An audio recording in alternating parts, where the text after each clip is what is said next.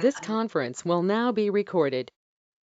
Thank you very much for joining us via video conference. It's a new way of conducting business, but very important. And so I'm very appreciative that Luke and Wally and Kim at the board office were able to help us so that we can have a meeting tonight.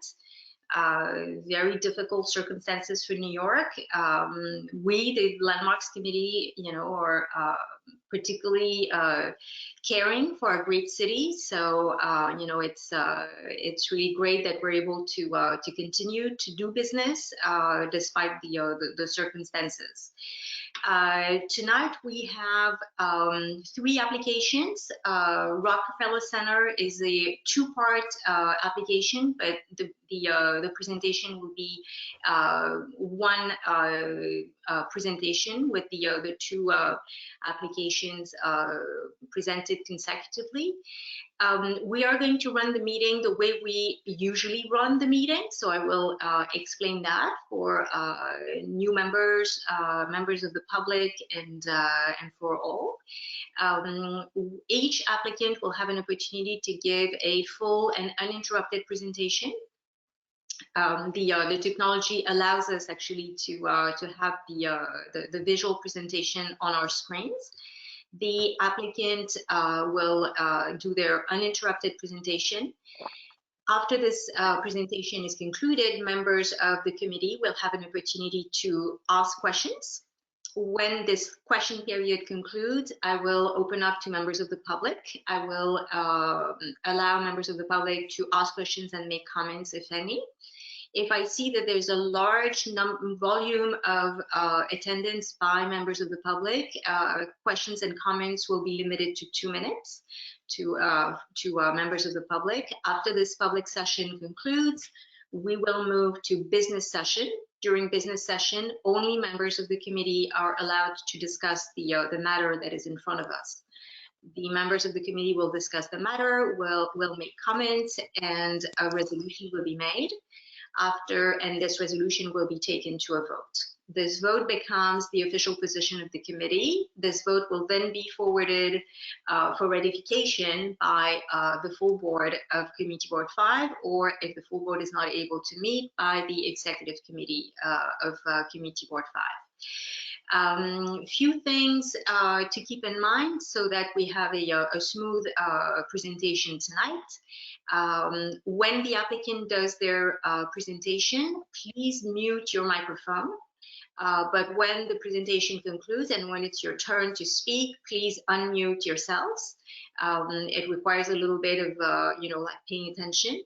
On that note, I would say that it is very easy to get distracted when we are doing a video conference type of meeting. I'm really urging you, begging you to pay super close attention. Don't boil the kettle. Don't start something. Don't just pay attention, because it's just so easy to get distracted, and then we lose where we are. We no longer see what the page number is for each presentation and slide. So it's really important to pay attention. The other thing to keep in mind is, as much as you can, given the technology that you're using, try to eliminate all the video feeds of our individual cameras, so that you can really get your presentation on as big as possible on your screen, so that you can really see the details of what is being presented. And with all of that being said, you will, 2 more things that I need to mention. Luke is circulating a public sign-in sheet. You can see in the chat little box that there is a link to a public sign-in sheet. Please, all in attendance, do connect to this sign-in sheet and put your name. Members of the committee Don't worry if you are unable to do it. We know that you are attending. This is recorded, so you will be marked present. But if you can fill it, it's much easier. Applicants and members of the public, if you can click and fill your name and affiliation, that would be greatly appreciated. Also, Luke has circulated a link to the presentation materials. It's a digital handout that will take you to Community Board 5's Google Drive. If you have difficulty opening the PDF from the Google Drive, Luke is actually going to circulate, Luke or myself is going to actually circulate a link to a Dropbox that may be easier to open. This digital presentation, this digital handout, is the presentation the applicant is going to give us. But when we go to questions and comments, if we want to refer to a page, we will have it on our computers. What I'm asking you now is, when you listen to the presentation, please make sure that you note the page number, so that you can accurately direct your question, rather than saying, well, at the beginning of the presentation, you mentioned X, Y, and Z, and it's going to be a little bit difficult. So if we want to be as efficient as possible, please note the page number of each slide and the questions that you may have specific to these.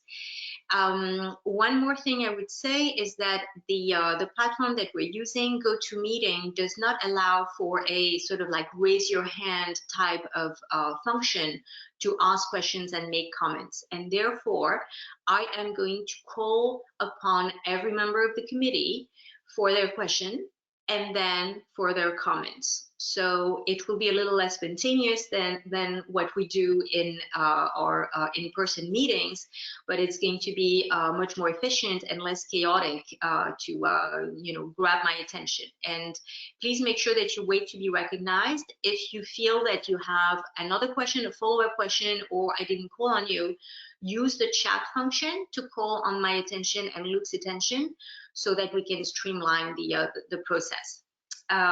So without further ado, tonight the first application we're going to review is an application by Rockefeller Center.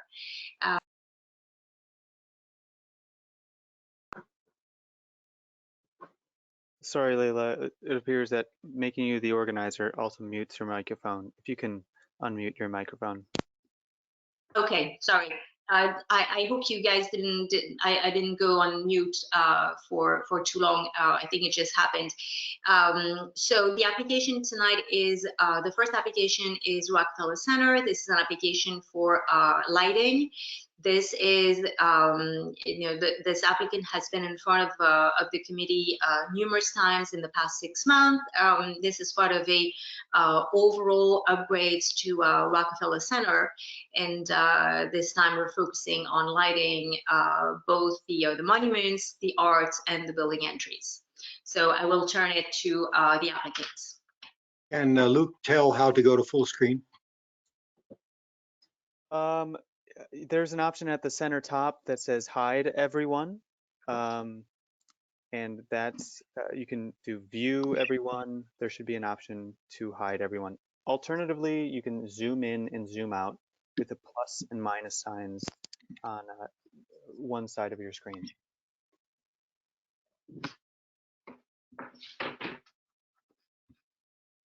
So I will now turn it to the applicant. Thank you. Okay. Thank you, Leila. This is E.B. Kelly from Tishman Speyer. I oversee Rockefeller Center, and I'll kick things off this evening before I turn it over to our team. First, let me say thank you to all of you for being here. Thank you for inviting us to participate in this new format. It certainly is a milestone for those of us who've had the good fortune to go to many community board committee meetings and full community board meetings. This is a first for many of us. So thank you for making this happen. Also, just let me say on behalf of all of us that we hope all of you, your family, and your friends are safe, healthy, and that you are hunkered down and that is certainly what is paramount here. We at Rockefeller Center like to think of Rockefeller Center as the heart of New York. And these past few weeks, it has been difficult to look at that heart of New York and see it without the things that really keep that heart beating, which are the people who fill it every day.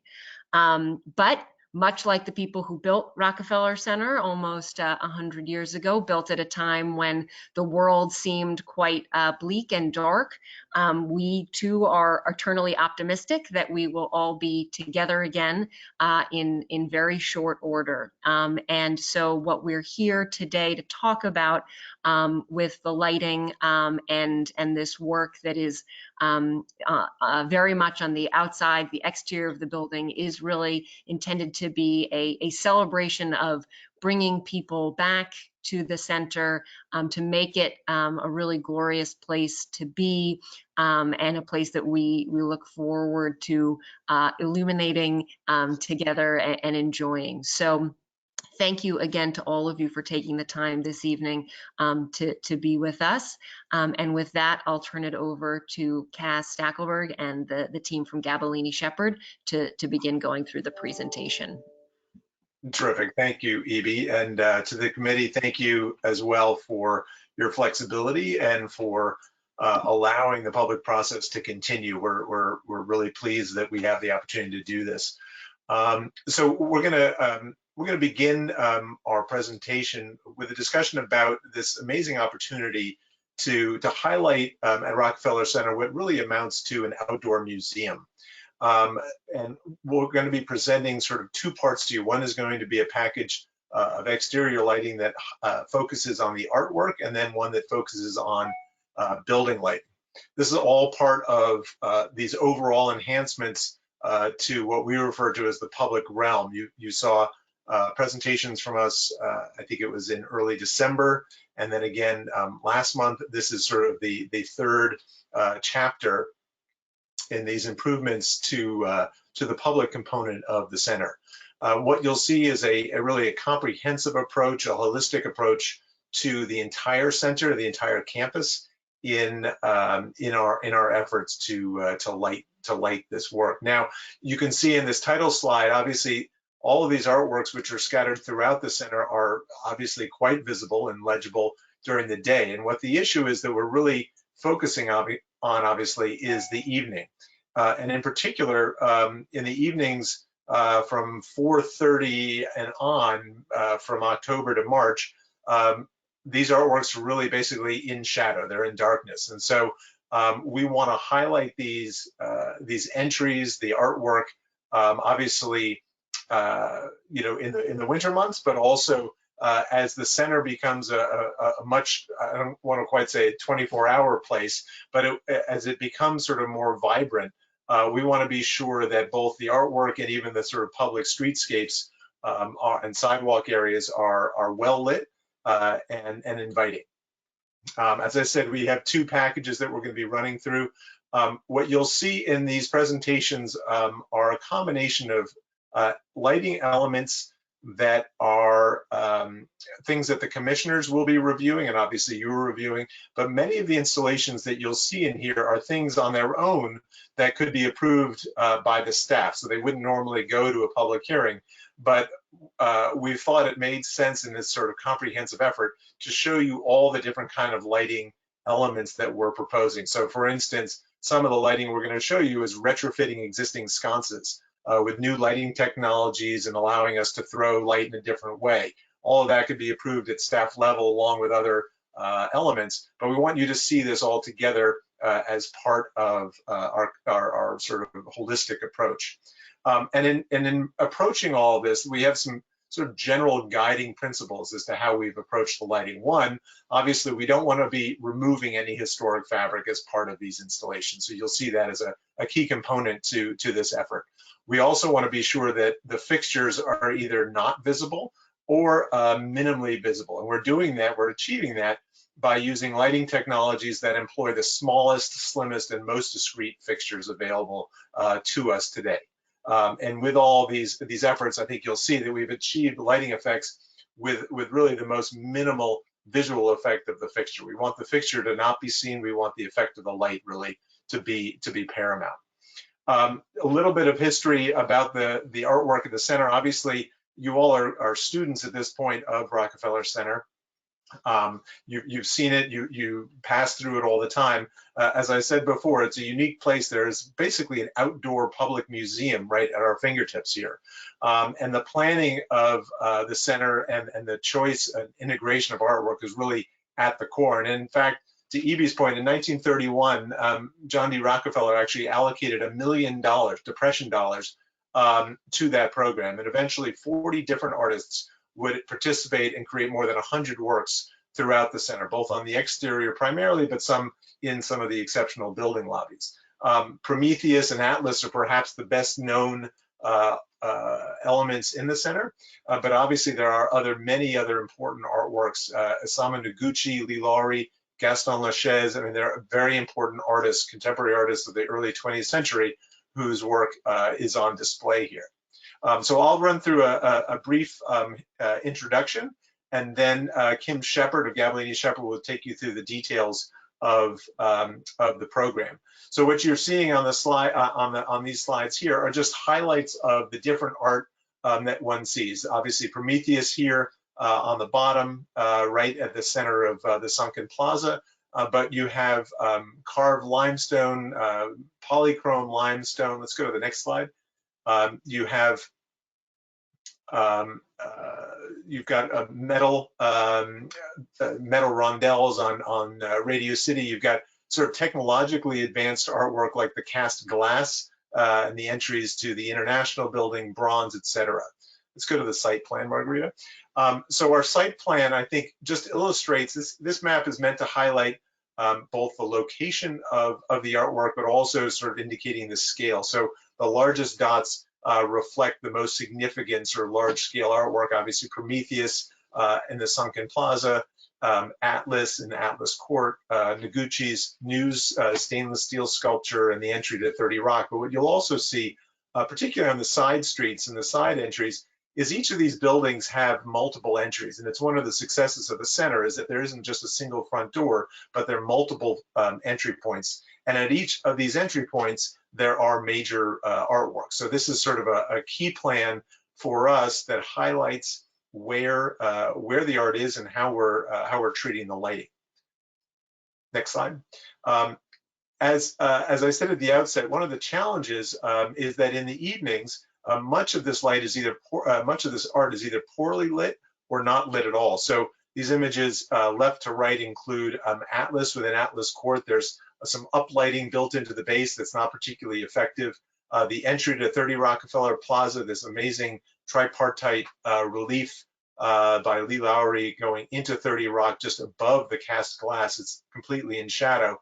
And then the image on the right, what we have in most locations where we have entries, we've got relief sculptures above the entries, which are entirely in shadow, where we have these very hot spot sconces that downlight the pier. So you don't see the artwork above the entry at all. Next slide. And so what our fix is, and Kim will go through the details of this, and this is a series of sort of diagrammatic elevations that are really meant to illustrate sort of the scope of our effort here.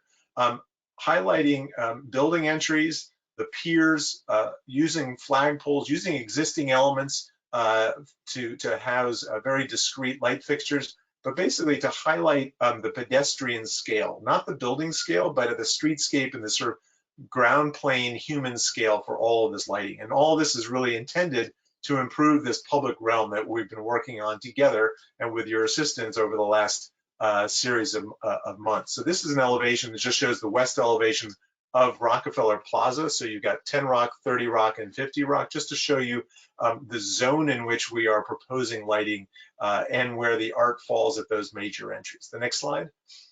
The next slide then is the Fifth Avenue entry. These are the international buildings at the center, 610, 620, the British Empire and French building, and then the international building on the far right, and 600 Fifth Avenue on the far left, which came a bit later, but the same idea, sort of highlight the entries and highlight the artwork. And one thing you'll see in this presentation that there are elements probably that have been missed and not noticed at all on the upper portions of those international buildings on Fifth Avenue. And so part of the effort here is to highlight areas of art that actually go unnoticed day and probably night as well. Next slide.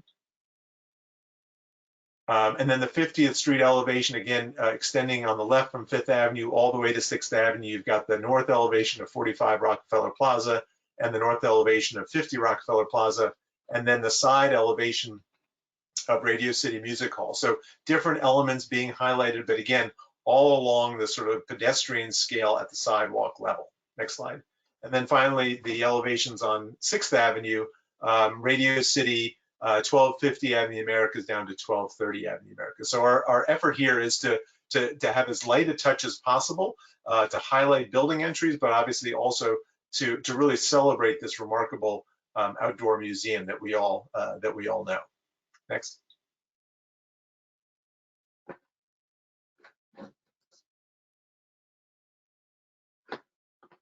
Kim? Do we have Kim?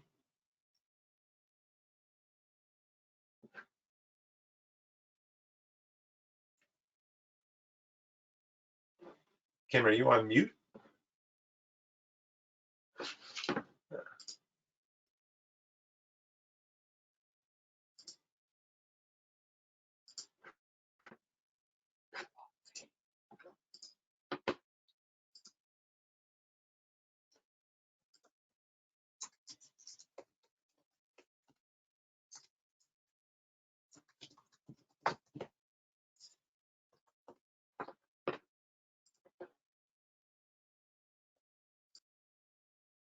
It says that Kim is not connected to audio. Yeah, it looks like Kim's connection maybe has an issue. Okay. Kim can call in if I can give her the phone number.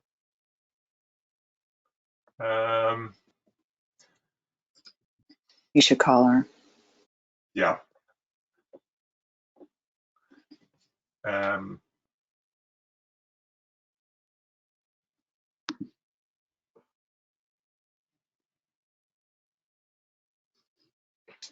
Okay, I just sent the dial-in phone number.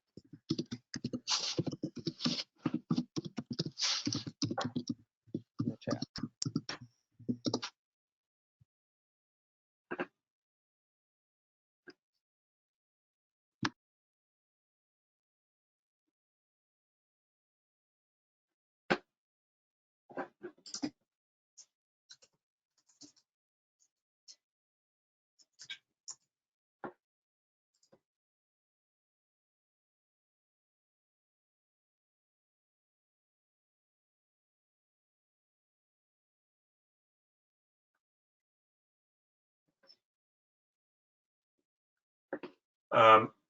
I'm wondering if I should just begin, and then Kim can pick up where I get to. Yeah, if you're able to, that Yeah, let me do that. I'm not sure. I assume we'll get her in here, but so what we've done is as much as possible to use the cursor or any other visual tool to really situate us so that we understand what you're talking about.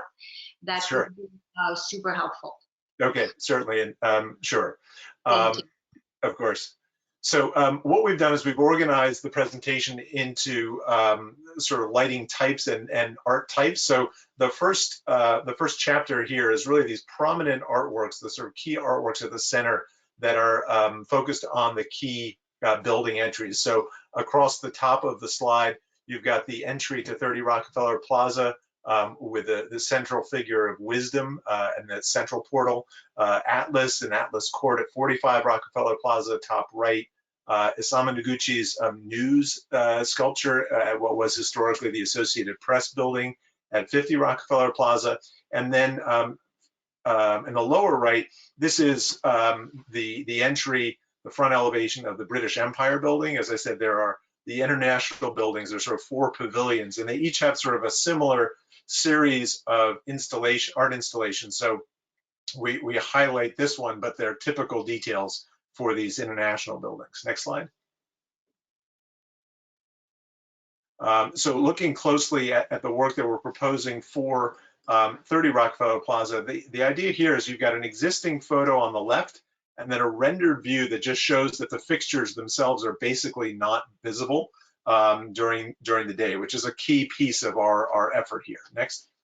And then an evening view, which illustrates on the left the current view, and then on the right, the rendered view. And what you can see is that by integrating uplighting onto the in-ground lighting to highlight the piers and the carved limestone, polychrome limestone on the outer bays, and some fixtures discreetly located behind the piers in the center bay, we're able to illuminate these amazing sculptures that flank the entry, obviously, to the sort of central building in the center. Next slide.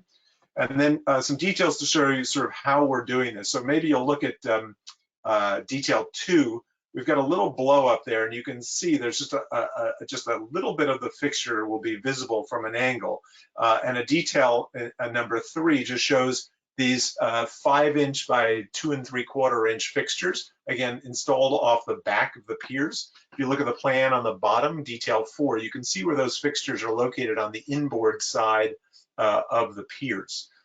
So we have fixtures there pointing up, and then in red, we have in-ground fixtures, which are set into the paving outside of the plaza, sorry, outside of the entry. Go to the next slide. Some details of these in-ground lights. Again, all of this is sort of my point about working to not impact historic material. All the paving that you see in this photograph and really throughout the rest of the center is all circa 2000. None of it is historic. It was all approved as part of the Beyer Blender Bell scope of work about 20 years ago. Next slide. So the next main location obviously is Atlas Court, and Atlas himself, Lee Lowry's remarkable. Oh, great. Yes. I'm sorry, I had technical difficulty with the sound, but I could hear you. Okay. Should I continue, or do you want to pick up? I can pick up if you would like. Thank you. Sorry about that. Everyone, I'm Kim Shepard. We're now looking at 45 Rock Plaza, aka 630 Fifth Avenue, the home of Atlas. Existing is on the left. What you're seeing now is day existing and proposed existing. Go ahead to the next. So existing on the left, overly high contrast on Atlas, no human scale illumination on the plaza itself, no accentuation of architecture detailing of this prominent entry. On the right, proposed enhancements are achieved through a combination of discretely located fixtures. Next. So on the left upper corner, existing base, next to it, proposed base, where we have the dotted white circle, you can see where we're adding a very small fixture hidden under the lip of this existing granite, and that fixture will wash the sculpture base and provide some lighting to the human scale of the plaza the sculpture sits on. Slide number 4, existing conditions of the top of that base, that is where the spot accent lights are coming from that light the sculpture from below. On the left is existing, you can see very large spot fixtures, old fixtures. All we're doing here is replacing with newer technology, smaller fixtures. A better effect, we believe, that will be less harsh and more over illuminating the sculpture itself from a dramatic viewpoint as you see. Next.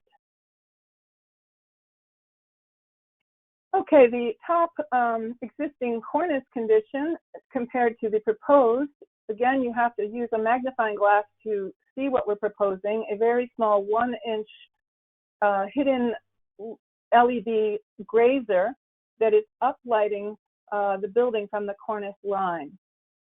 On the bottom, a similar detail but turned upside down, and we're using it sparingly just to cast some light on the piers, grazing down along the piers to give some added drama to the architecture of this main entry. Next. Noguchi, again, existing left, proposed right, very, very discreet what we're doing. We're showing you what we're doing on the right, but to have you be able to see it, we got to go into the detail. The point of this is to have two kinds of lighting, one that frames the sides and casts light from the sides. Exists behind those sides is a louver, an air louver, and we're sneaking a linear grazer inside of that, so it's hidden from view. This is the detail. You can see the louver on the side in the upper photograph existing, and it's very discreet, painted to match the louver. If you go back to 21, this Noguchi sculpture is amazingly deep in its relief. So one of the challenges of this is that we need to kind of accent it, but not use light in a way that would shadow itself. So to do that, we have a special kind of light. Go to 23, Margarita. And that is a pinpoint spot located on the opposite building, 45 Rock, up on the 10th floor. And it's a very small, discrete fixture, pinpointing Noguchi from two sides, one from a bit of the north and one from the south. And you can see the effect in the diagrams of what we're aiming to do, and that's what really is showing off the Noguchi sculpture in the evening. Next. Okay, 620 Fifth Avenue. There's some very nice facades on Fifth Avenue. We're going to show you in detail one of them, the changes we're proposing, and then we'll show you the others just to highlight their differences and similarities. On the left, existing, on the right, proposed. We are looking to capture a few important things. I'll start with the cornice lighting. Here you see the effect that I just described of the hidden light at the cornice that gives a soft glow to the building and brings more light down low in the center where we want to kind of have a more warm and human experience. So nothing dramatic and overly architectural about this lighting, but we are accentuating some important details. A second. So the other important thing we're doing is we are lighting the sculptures in the middle, which are the industries of the British Empire. These are the bronze sculptures kind of floating above the entry. And to do that, go to the next slide. We are proposing to, you can see on the existing conditions, one in the upper left corner, there are some old fixtures. Now we tried originally to kind of repurpose these, but they really didn't create a good effect on the fixtures. They're not functioning now, but what we are doing is using their locations as attachment points for a new linear grazer, which you can see in the detail in the center drawing 2. It's a very thin bronze to match the detailing in the center, and it spans the length vertically and captures properly lighting on these figurines. Next.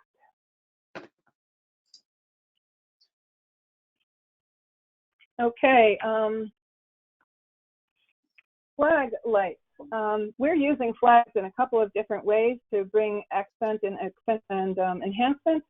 In this photograph, we are in this detail number 3, the proposed detail. We're using the flag in 2 ways. We're lighting the flag itself, and we're doing that throughout the center, and you'll see more on that later. But we're also adding an adjustable fixture, LED fixture, very small on the pole, and we're able to use these to highlight the crown, the coat of arms of Great Britain and the British Isles. In addition, there at the top of the building, there are these 4 what are they? Well, major artwork relief across the upper parapet, and we're using the limestone sill below the windows of these to attach a very thin uplight grazer to capture these four kind of reliefs that really nobody noticed. In fact, I've been up in the center so many times, and it wasn't until we were well into this project did we find these guys. So that's the beauty of this kind of public museum, is that there are beautiful details and artwork that no one sees, and we're going to kind of enhance them and make them appear. Go back a couple to the before after of the overview. Yeah, so just to point out, in totality, the combination of these fixtures, you can see the parapet lighting at the top, highlight flag, the coat of arms is now visible, and the beautiful doorway is accentuated. So lots of different discrete details, lighting details to try to create this overall change.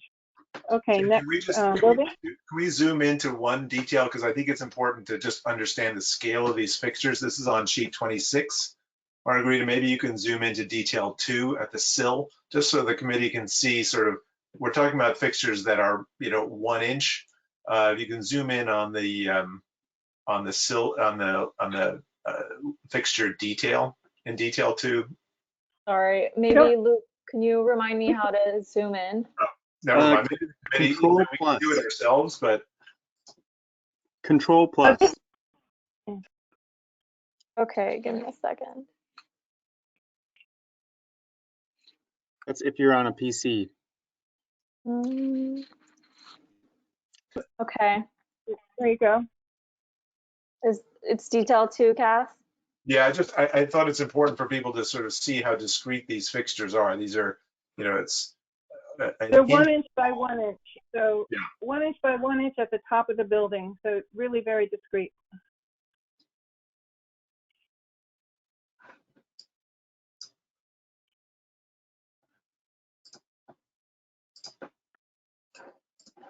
That's good, Margarita. Okay. Let's go to the other examples of Fifth Avenue, just to show you, using similar details, always with these guiding principles of never removing historic fabric, minimizing the visibility of these fixtures, and just creative solutions like the flag poles to illuminate these. So this is 610 Fifth Avenue, Friendship Between America and France. Again, they have existing artwork, detail number 4 at the top of the building, and a beautiful coat of arms or crown at the top of the door. Next. Italia, this is 626 Fifth Avenue. Similar concepts we'll be using to illuminate it with the bar along the sides and the uplights and the flag lights. Next. And this is a slightly different one, 636 Fifth Avenue, the youth leading industry. This is a beautiful cut glass backlit entryway. It also has a crown, commerce with industry, and it has some 4 artworks at the top. With this one, we are not using the beam, the bronze vertical beam. We're going to re-lamp it with modern technology lamps behind, so it will once again glow as it was originally intended. Thank you. Next. Okay, Cass. Yep. So the other sort of typical conditions, as we talked about, are these side entries. So photos 1, 2, and 3 are side entries to major buildings. Photo 4 is actually the main entry to 1270 6th Avenue, but in many locations you have carved limestone, either sort of polychrome that have been painted, as in photos 1 and 2, or just carved limestone in photos 3 and 4. And so we've come up with a detail to illuminate these in a very discreet manner. I will point out that there are different details. Photos 1 and 2, you can see how the relief sculptures in 1 is set 1 stone course above the entry, whereas in some instances, like photo 2, there's a frieze right at the juncture between the ceiling of that vestibule and the front facade of the building. So we've come up with a fixture that is very slender and is able to illuminate all of these kinds of elements that are seen throughout the center.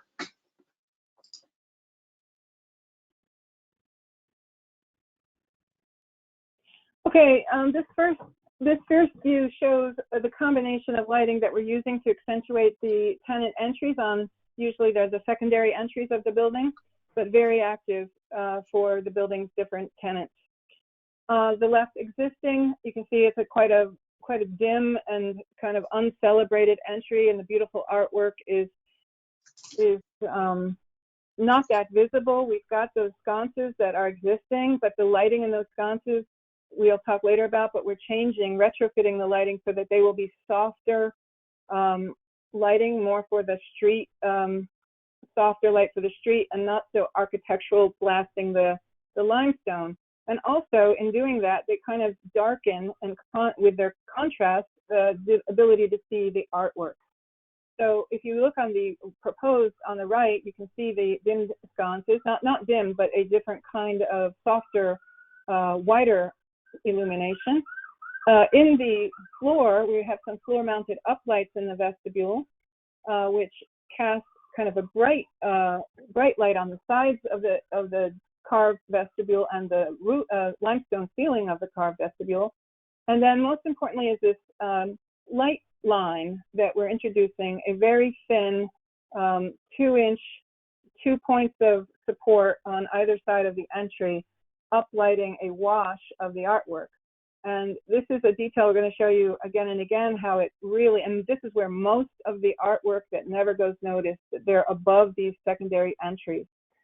We're also showing you some added light inside the vestibule, which is pumping just a glow from the inside and accentuating light. So through these combination of very discrete details, we're getting quite an impact on the entries.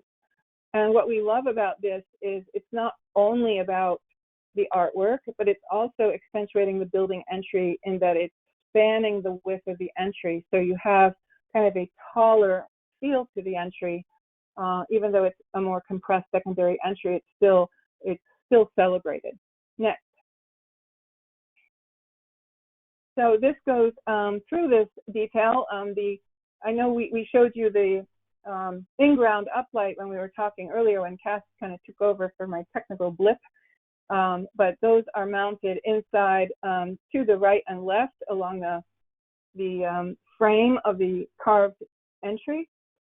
The new fixture we're showing you here is this linear LED fixture that highlights the artwork. It's only 2¼ inch deep, and it's offset from the facade by a thin, approximately 1-inch structural bracket at each end.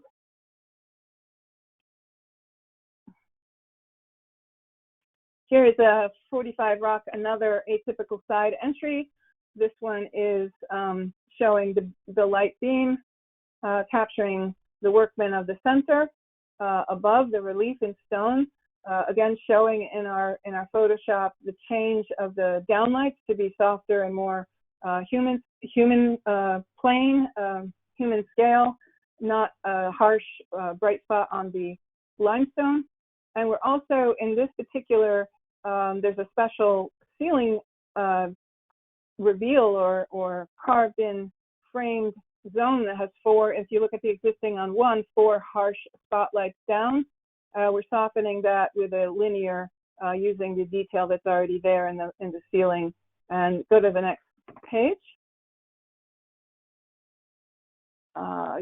Next page.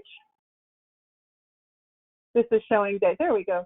This is showing daytime and the kind of edge continuous frame light that we're clipping onto that carved entry right there. Next. 45 Rock Plaza entry, very discrete art. This is a very important side entry. We're, framing the deep vestibule. This is a smaller piece of art, and so in this particular case, you see how the light beam or the light line really accentuates the kind of zone of the entry to make it more prominent for tenants to feel the importance of this is where you come in. Next. Again, the details are the same. We tried to come up with something consistent that worked with all of the different slightly varying conditions. Next. This is on 620 5th Avenue, existing left, proposed right. Next. And this shows the detail and the importance of coming up with a light line that is offset, because this frieze is quite pretty, and so we're looking for ways not to disturb it, not to touch it as we attach, and to still have it visible and illuminated. Next. Next. Okay, more of the same detail. So, okay, here's something. Oh, go ahead. Yeah, we're on 1276 Avenue. These are very beautiful reliefs, and it's such a busy street, and at night they go completely dim. Nobody knows they're there. Morning, present, and evening. And we're using a similar concept of our light line, and you can see the side detail number 3, where we're able to stand it off of this metal profile at the base frame and highlight up to capture the relief. So very similar in concept. Next. Above this is the aspects of mankind, kind of interesting little reliefs on the piers. And here we're introducing a special retrofit of the existing sconces, and we'll speak more about that, but you can see here we're using the existing, call it the container of the sconce, and retrofitting the inside to bring in our softer light that's shining down. And also in this particular one, we're double duty, we're shining up, and that will give some illumination to these friezes and reliefs above on the piers. Next. Okay, more similar conditions. There's just an abundance of these cool painted and carved reliefs throughout. So we're just showing you some more, so you understand the magnitude of the change that will happen if we're able to, bring this light line into the center. And this is really where the collection of art pieces become accentuated, with these over the entry art pieces now being illuminated. Next. Okay, Kat.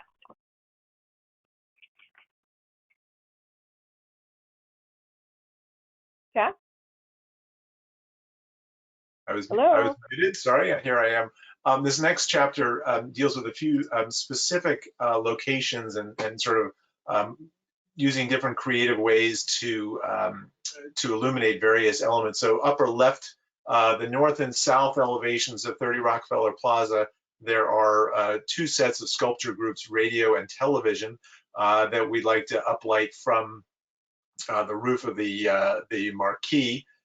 Using flagpoles in photo 2 to illuminate a really beautiful masonry screen above the entry to that building. This is the south elevation of 40 Rockefeller Plaza, 45 Rockefeller Plaza.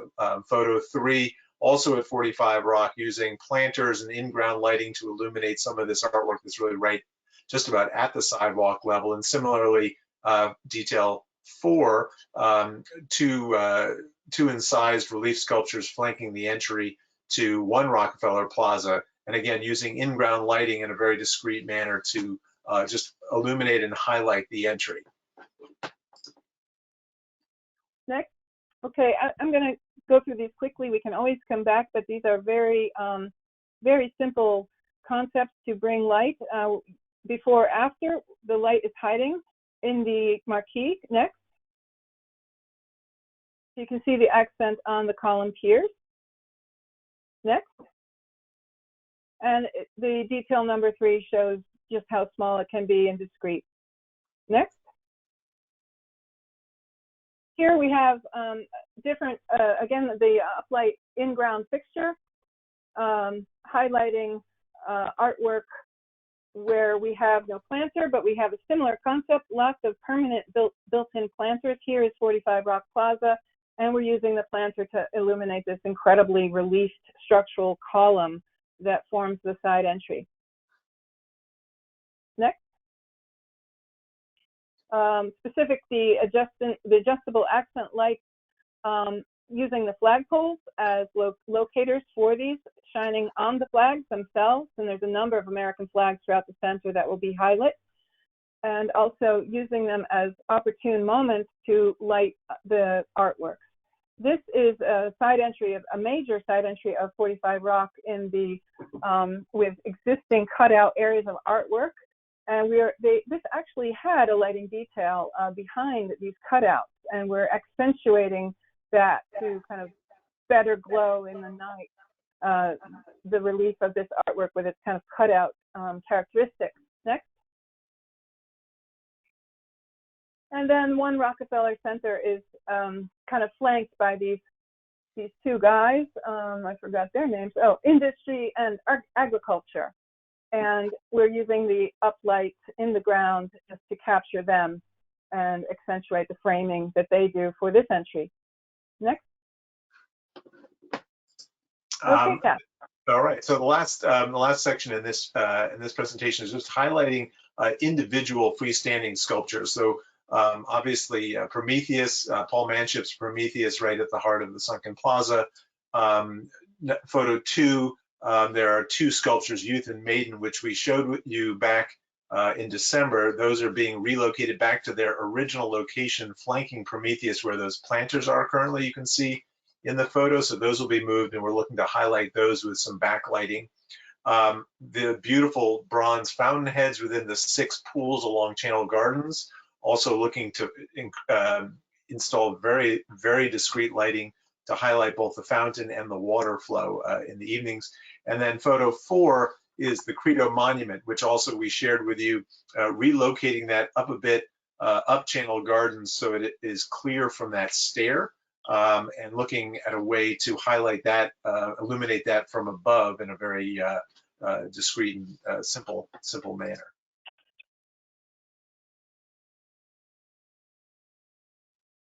Okay, so I'm gonna, hello? Oh, I'll keep going. All right, so this is showing more specifically Prometheus. Something important that we want to show you is there's already a lot of illumination. As you know well, this is one of the most best lit sculptures in the center right now, pretty much the only lit sculpture with the exception of Atlas, but this is quite dramatic. You can look in existing conditions number 2 in the upper right hand corner and see how many fixtures are in, and they are illuminated, they are color fixtures, and they exist. And we're going to make some changes to that to make it a little bit more upgraded and discreet. Go to the next one, Margarita. Okay, so existing condition, you can see the rather large colored illumination, very dramatic. We're proposing smaller fixtures buried in the water or submerged in the water. Replacing existing fixtures to a color changing accent lighting, submerged in the fountain pool, and they're highlighting there's a line that are highlighting Prometheus. And then behind there are a couple of special lights that we are showing in detail 3. Again, a linear grazer to kind of, shine up behind the Maiden sculpture and the Youth sculpture. So no real change in our concept of how we're lighting, just upgraded technology, smaller fixtures that are available now. Next. Okay, Channel Gardens. There are these just very lovely little, what's the name of these guys? Sorry. Oh, Renee Chamberlain, 6 fountainheads in the Channel Gardens, and there's these little animals and mythical fountains, and all we want to do here is capture an accent so people notice them with 2 small fixtures at the corner of the granite edge, kind of highlighting the water itself. So we're not blasting light on these little sculptures, but we are catching the light that's coming out of them in the evening and drawing your eye to them. Next. Okay, the Credo. You guys saw that we were looking to relocate Credo, and this is its future home. And how are we going to light it? Well, we want to light it very discreetly, but also back, I showed you in Noguchi, a very high-mounted pinpoint spot that has very little glare and will, and very little, you can't see it, it's so high you don't know where the light's coming from, but you're standing in front of Credo and you can read the Credo statement. And this diagram is very clear. Technology allows light from that far to become very specific onto a feature. Next. Okay, Cass. Thanks, Kim. We're going to segue into this second package and run through this quickly. As I said at the outset, nearly all the fixtures in this package, though, are things that the staff would normally be able to approve at Landmarks. But as I said, we're incorporating into the presentation just to give everybody a sense of the full breadth of this effort. So again, sort of similar to the artwork as it exists today, there are deficiencies in the existing lighting that we're looking to address. So there are very intense bright downlights. Upper left photo, you can see at the parapet lines at photo 1. We've got different color temperatures. You can see in photo 2 these downlights that are at about the 3rd floor at 30 Rock. The sconces that you can see in photo 3, we've touched on this already, these sort of hot spots that come off of those sconces. And then photo 4 just shows, again, these downlights at about the 4th floor, which really, while they may illuminate the sidewalk, they create a light that's much more harsh than we want and is not particularly sort of inviting on the sidewalk level. Next slide. Building lighting, we've talked a bit about Atlas Court on the left. These very bright downlights you can see in photo 2, and then the sconces and their effect you can see in photo 3. So these are all different elements that we're looking to address. Next slide. So a few different conditions. So we talked about the sconces. You can see those in photo 2. For the most part, we're just retrofitting existing sconces and retaining the original historic enclosures, but redoing the guts of them. Photo 1, there are decorative grills that exist on a few of the buildings, Radio City Music Hall and 30 Rockefeller Plaza. We're looking to illuminate those actually from the back, from the interior side, just to bring some drama and excitement to those sort of missed elements. Flag poles we've touched on. We're using flag poles both to illuminate artwork, but also to illuminate the flags in the buildings. And then photo 4, just a zoomed in overall view, you can see the highlight in those 2 circles that just show those very large downlights that we're looking to eliminate to improve the lighting. Next. Okay, yeah, go ahead, Kim.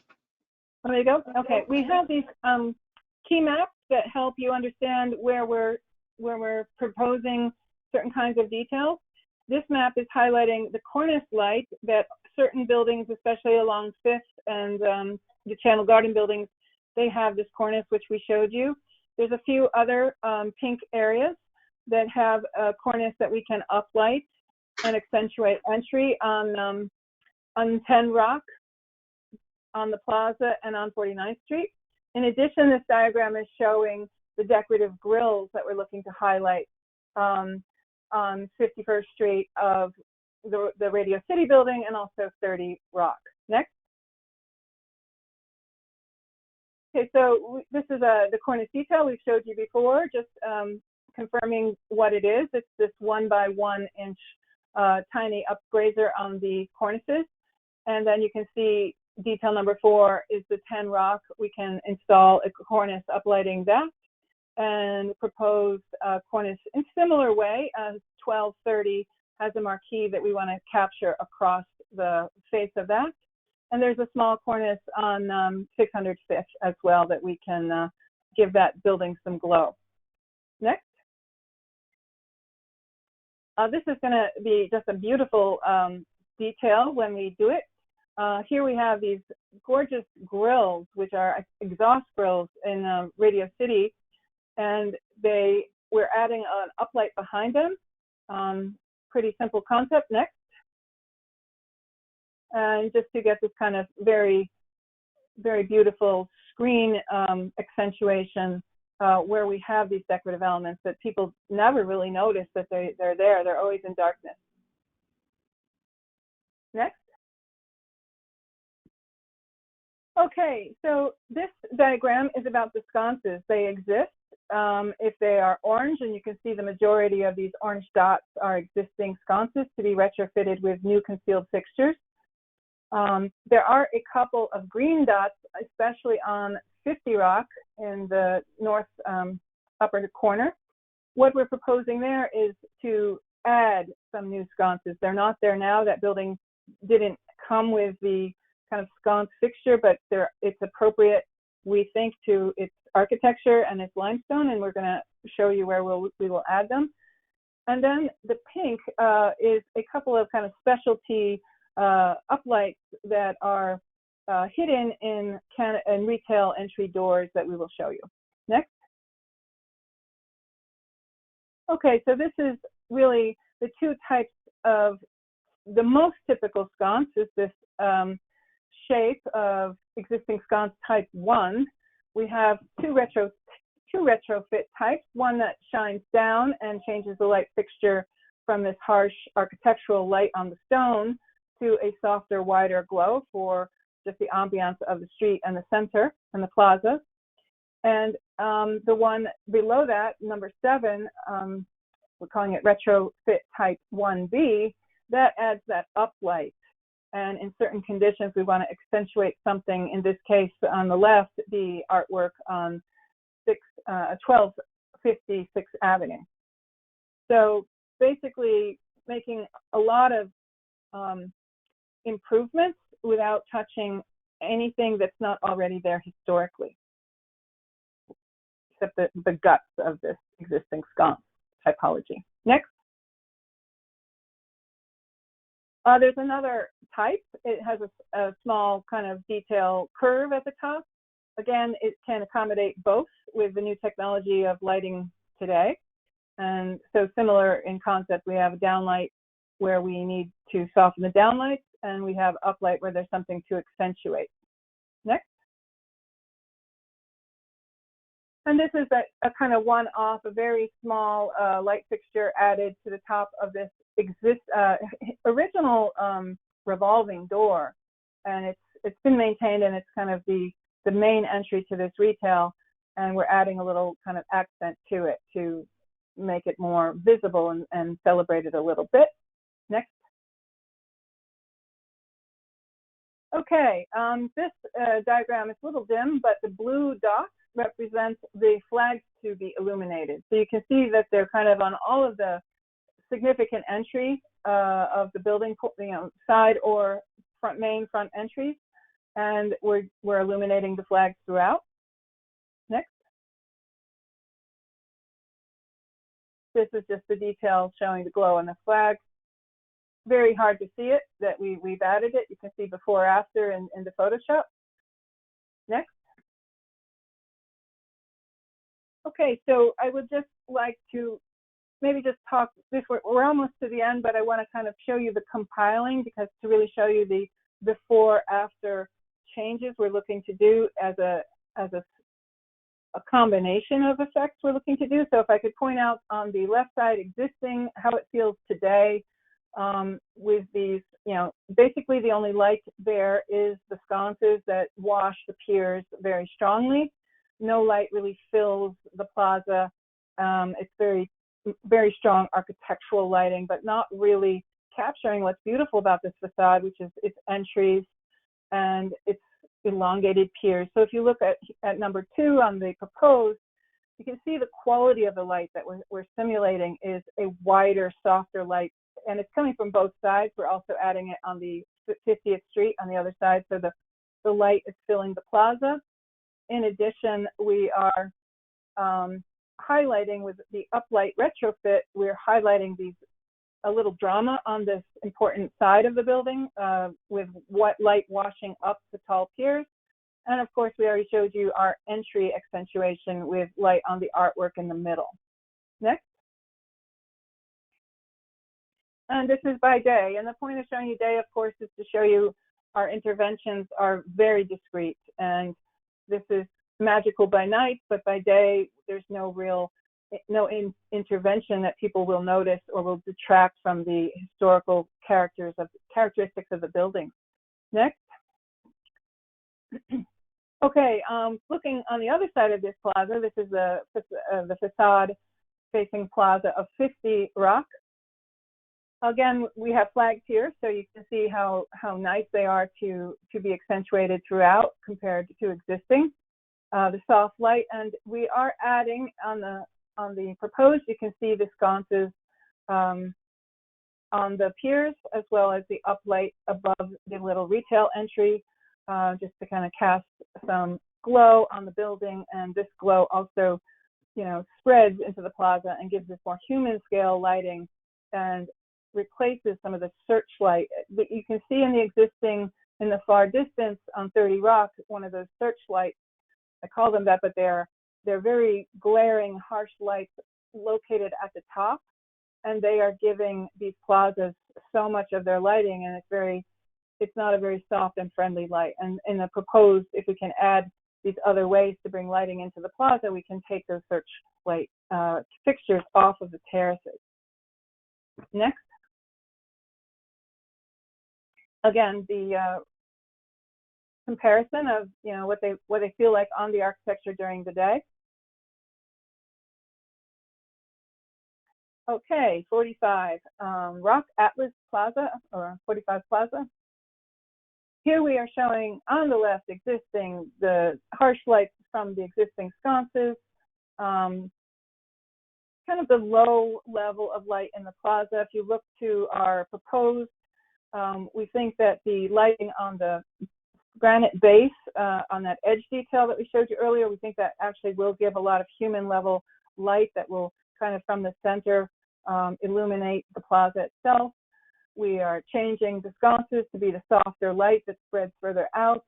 Here we're showing the uplight of the cornice, which this building has one of those cornices that we can accentuate the building architecture. And then the 4 piers behind Atlas with the grazing down lights at the very, very top, which accentuate some of the architectural detailing of this very lovely kind of oasis plaza in the middle of the city. Next. Again, just the idea of no big change, nothing very noticeable. Next. Okay, this one is an existing condition. Cass started this section off talking about some of the problems we're trying to fix. And a lot of it is the harsh downlighting that has been used to get light down to the sidewalk. And these are kind of old technology. They're mounted at low terrace levels, so they're still in your eyesight. And the source of the light is very glaring as you're in the plaza. And you can see an example on the left and the far, the 3 lights, they turn a little green, as you can see. They don't have good color temperature consistency. And then looking from the 30 Rock back to the Channel Garden building, up on that roof, they are those are actually the illumination for the rink itself. So it does feel kind of like you're in a searchlight situation when you're there. The light is coming very strongly from above, but not far above in a way that you still see these fixtures and you see the source, and they're very bright. We're introducing this new technology that I showed you a little bit on Credo next. And we're calling it moonlighting. And it is a very specific fixture. In this case, we're not pinpointing it like we were on Credo, but it's a wider, softer moonlight effect. And the light gives us the foot candles we need down at the base and at the rink. It's rather discreet. It cantilevers off the building, but it doesn't do it at a low level that's very observable and noticeable. It does it at the 40th floor. And if we go to the next slide, this is a plan that kind of shows what we're aiming to light, and it's really the three plazas, 10 and 1, 30 Rock, and 45 and 50. But also, this is the general lighting. We have lots of accent lighting that we've shown you already in the rink proposal, but this is the real kind of general glow of this lighting, and it will be much softer and even, and the effect is of moonlight, of a full moon. And Cass, did you want to?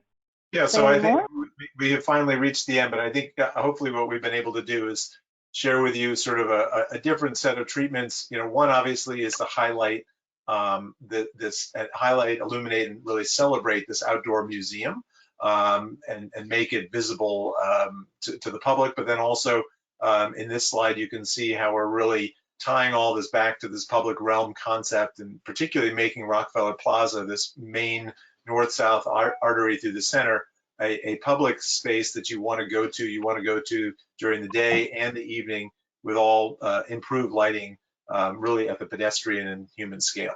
So thank you for putting up with what was a very long presentation, and we're happy to take any questions you might have.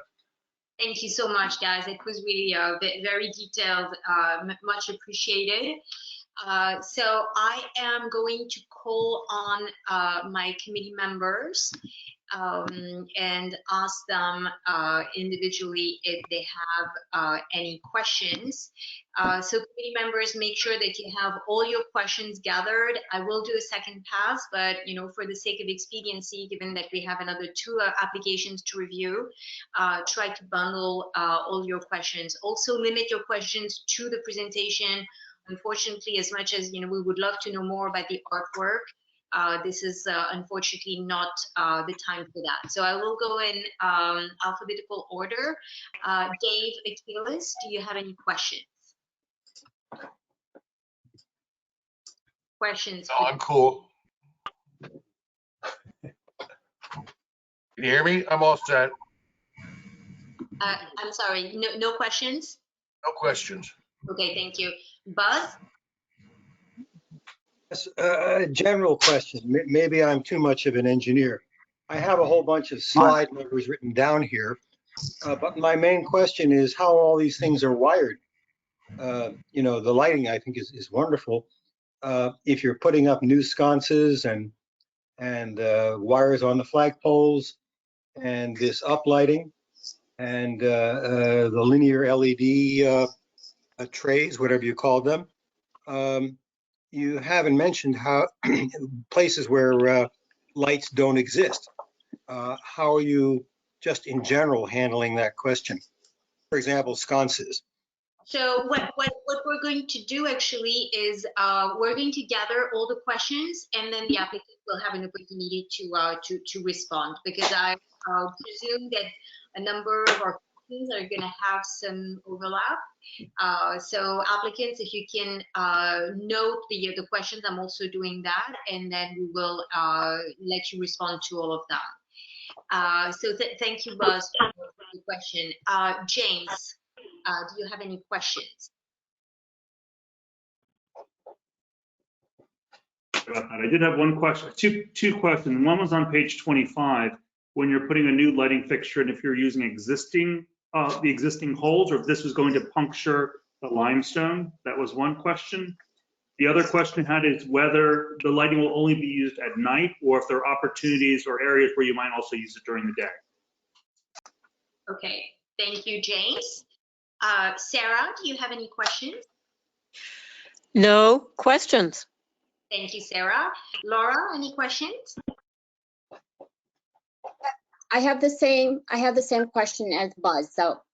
Yeah. Okay, thank you. John, any questions? Yes. When Rockefeller Center when these buildings were originally structured, were the flags and the paintings, the pictures lighted? Okay. Okay, thank you, Buzz. Oh, thank you, John. Mike, do you have any questions?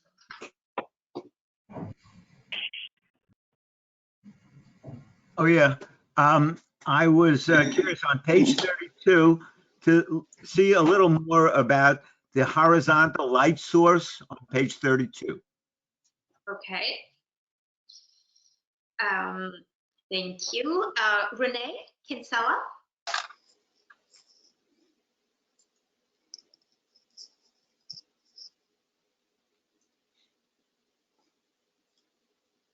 Renee, do you have any? Sorry, I have no, I'm okay. I have no question. Thank you. Sam Levy? No questions. Thanks, Layla. Thank you. Lucas? Hi, no questions. Thank you. Thank you. Chuck, any questions? No questions. Thank you. Thank you. Barbara, any questions? No questions, thanks. Thank you. I don't know if we have Nick Germer on the conference. Nick, do you have any questions? I think Nick is not in attendance. Suzanne, do you have any questions? Hi, yes. Can you hear me okay? Yes. Go ahead. I just had two quick questions. One, since this is a new technology, I'm sure this is a given, but I was just curious about the heat element of this new technology in illuminating some of the reliefs and some of the art that is actually painted. Just curious about that. And I suppose on page 57, with regards to the John D. Rockefeller, they sort of quickly spoke about how that was going to be illuminated. And I just wanted them to sort of revisit that. I was just curious about that change. Okay, thank you. Richard, any questions? Yes. I think it's on page 21, the Noguchi, which seemed to me much brighter illuminated than the other pieces. Is that intentional? Okay. Thank you. Karen, any questions? Hi, everybody. I have a few questions. First of all, I want to compliment the presentation. It's amazing. The lighting design is just stellar. But my questions are a general one about energy compliance. I know that landmark buildings can be exempt from complying with the energy code, and I wonder if you are complying with the energy code using efficient LED lights, or are you taking exemption from that? And my other questions are more specific. In particular, 45 Rock at the entrance, I think it was page 32, unless the page numbers are different from the earlier submission we got a week ago. But anyway, at 45 Rock on the south facade, there's like a halo effect around the entrance. And it looked like maybe it changed from the March 24th presentation to tonight's presentation. And so in some cases, one of the things that everything is wonderful. So I don't mean to pick on the one thing that I sort of have a slight objection to, but it seemed like you were introducing a pretty strong halo around the entrance door, and then it was removed. But on some of the other entrances to 45 Rock, it was included. So I just wanted to kind of point that out to the committee and see if you could explain a little bit more about why you're introducing what I think is kind of a strong light fixture there. And then my third question has to do with the in-ground lighting. I think it's on page 15, where there's an elaborate paving pattern of different materials. How would the recessed lights be incorporated into the existing stone and granite paving? Okay, thank you, Karen. Luke, if you could actually recirculate the link with the actual digital handouts, those are the PDFs that you should refer to. The material that was sent to us for due diligence does not have the same page numbers, and the applicants have made some modifications. Okay. Last question, last member of our committee, Tony, do you have any questions?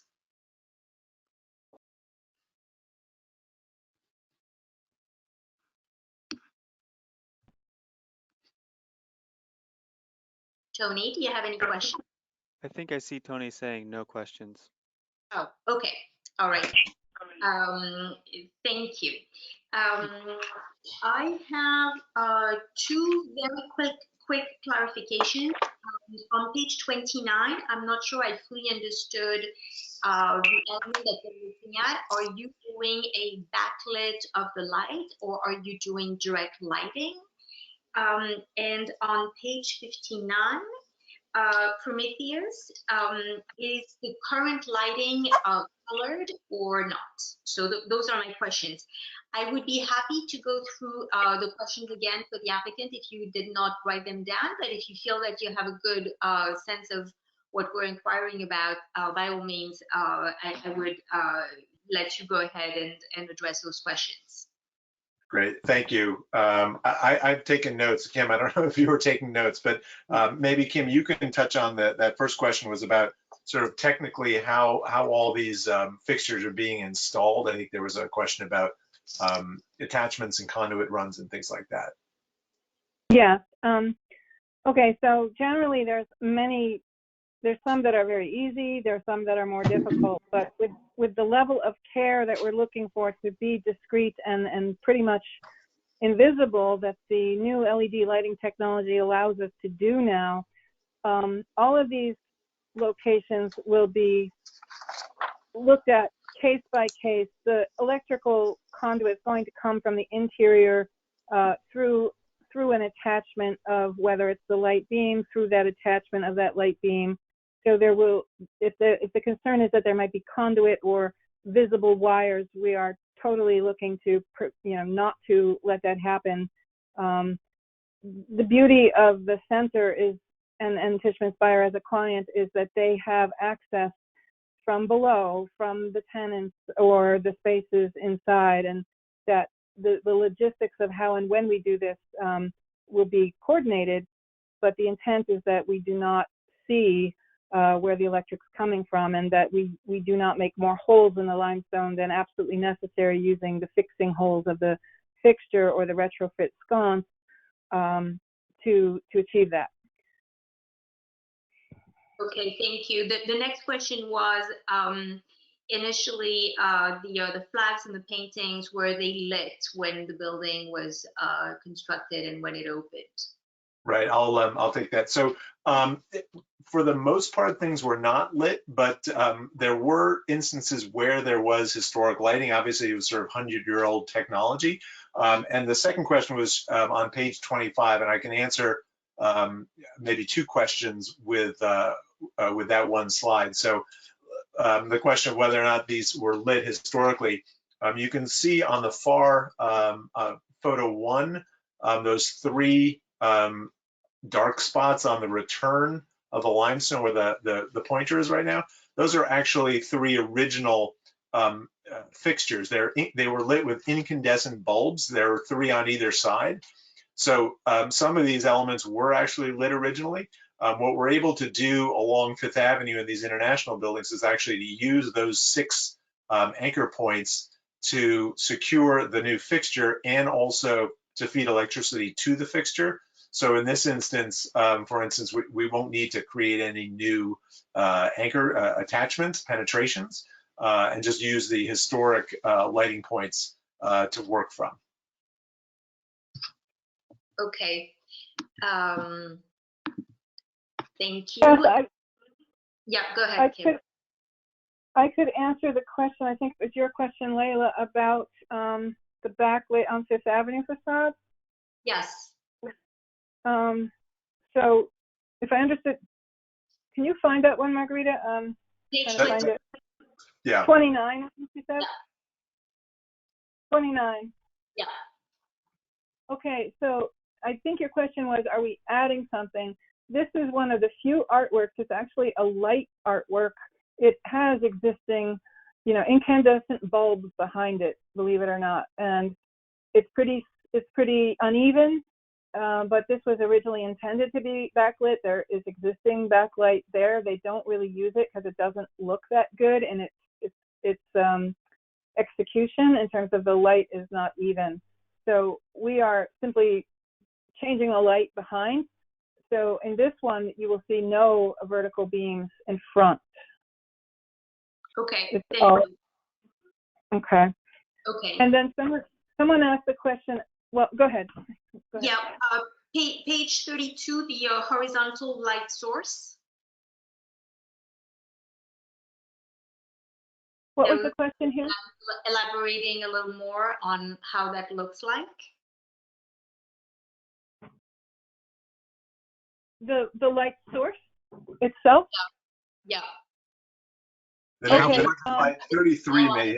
Following slide. Yeah. There you go. Okay, so if we're talking about the detail number 3, we have, and you can see it also in 4, we have 2 points only that this light line attaches to the limestone. So very, very minimal hole into the limestone, and the electric will come through that point. So we'll drill through from the inside to bring the electric to the fixture. Okay, thank you. Mm-hmm.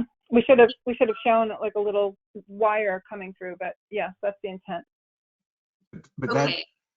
The other question is about the heat element. I think you can maybe bundle that with Karen's question about energy compliance. Right. We are using, we are exempt from the energy code, but regardless of that, everything we are using is LED efficient technology, very low heat output, and the fixtures are ventilated regardless. So there should not be an issue of overheating near the artworks that we're talking. We're always safely distanced from the artworks anyway in the condition. So yes, we're using efficient LED fixtures throughout. This proposal would really not be possible to do what we're doing in a way that we think is appropriate without the LED technology that is so tiny. And then one more question that someone asked about Noguchi feeling, maybe more lit than the others.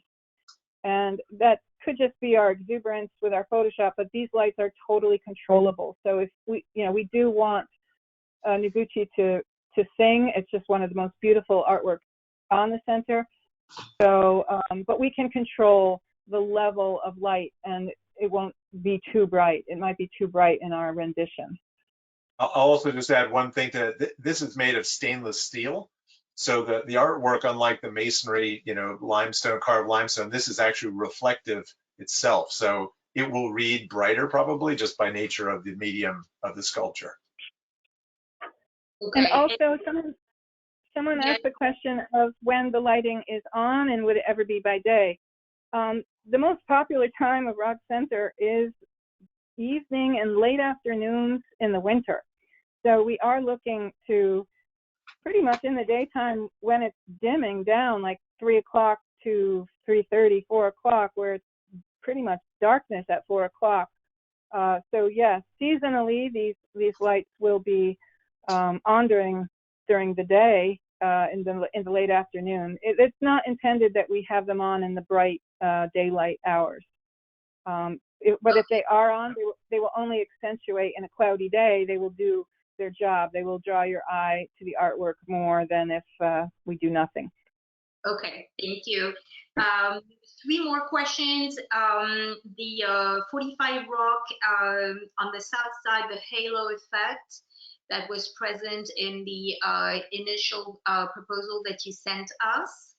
A question about the in-ground lighting, and my final question about colored lighting for Prometheus. Yeah, but I can answer the in-ground lighting. That is 30 Rock, Margarita in the beginning.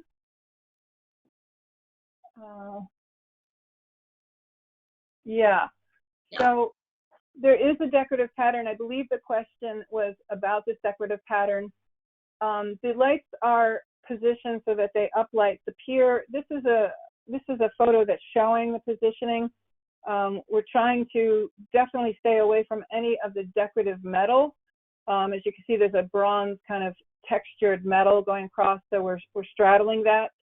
The other lights that you see in front of the piers, the way the pattern works, and we're not showing it very, very carefully here, but the pattern kind of aligns with the piers, and you know, we're putting the fixtures in the middle of those piers, which typically I think is not bridging a pattern change. The pattern tends to respect the architecture coming down, and that it's not half in, half out. We can look at that closer and analyze that better and improve this drawing to show the pattern relationship to the fixtures. Okay. Prometheus, is it colored lit, or is it like clear light, white light? It has the possibility to be both. I think, Layla, you're talking about the existing fixtures? Correct. Are we ready to go to that, Prometheus? Yeah, the existing ones are color. If you look at slides 58 and 59.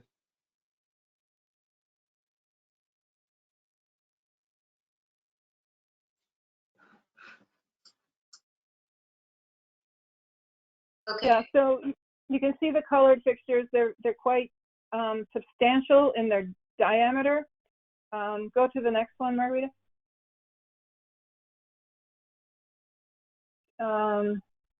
Next one, maybe. Thought there was a no. Okay, back. So we're proposing to replace these colored fixtures that are with LED technology that is color changing. So for example, you could have, it doesn't always have to be colored. It can be nice and a white, more neutral light, and it could be colored with the color changing ability of the LEDs. But the fixtures will be much more discreet than what we have now. Okay, all right, thank you. The halo effect question that Karen referred to, but I think it's referring to a previous document that you shared with us, and it looks like it's not in that particular presentation that you gave us tonight. I don't know if you are able to address Karen's question.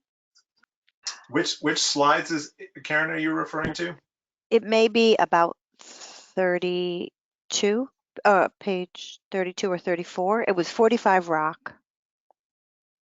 And it was. One thing I'll say is we have been, constantly sort of updating and improving our rendering. That's it. Okay. So up at the soffit? Yeah. So Right. there's where there's 4 downlights now, there's going to be like a continuous square creating a halo. And then inboard of the archway, it looks like you're introducing another linear light that comes down on the left-hand side too, Cass? Is that Right. outside or inside the vestibule? That's inside, and that's part of a program that we've been working with the staff on for vestibule lighting. So we show it as part of the proposed rendering, but it's actually not. It's not part of this application. It's been approved by the staff. Okay.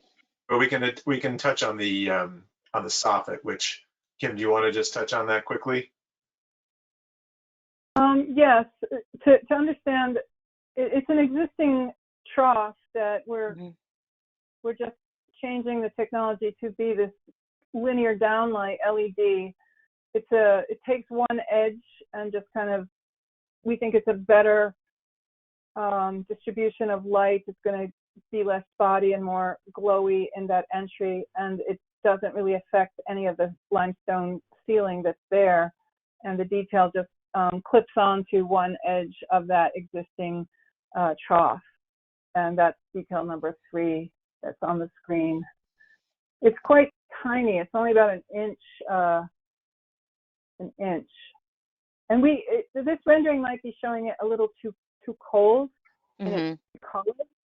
If that's what you're reacting to, I would agree that our rendering, this is totally, we can get the right color temperature. We know what color temperature we want to have a warm glow, nothing too modern or white or too technological. So that is in our, that's totally what we're not looking to do, is to create something that feels too white. And maybe that rendering shows that. So we will illustrate that better. Great, thank you. That satisfies my questions. Thank you. So that concludes our question period. I am going to ask committee members if anyone has a follow-up question that is really pressing, please by all means unmute yourself and go ahead and ask it. Hopefully I didn't miss any questions that were asked. Just everybody, please be mindful. It's already 7:36 and we have 2 more applications to review. So I would really encourage you, unless it's really a pressing question that needs to be clarified, to allow to move along. So any more questions by members of the public? By members of the committee, I'm sorry. Members of the committee, any more questions? Okay, so seeing none, I will now open up the floor to members of the public. Do we have any members of the public in attendance tonight who have questions or comments about this application?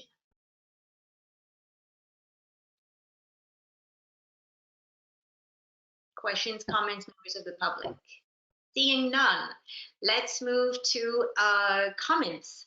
And well, I guess I will take the liberty to start. I will say that I find this lighting proposal absolutely whimsical. It is just amazing.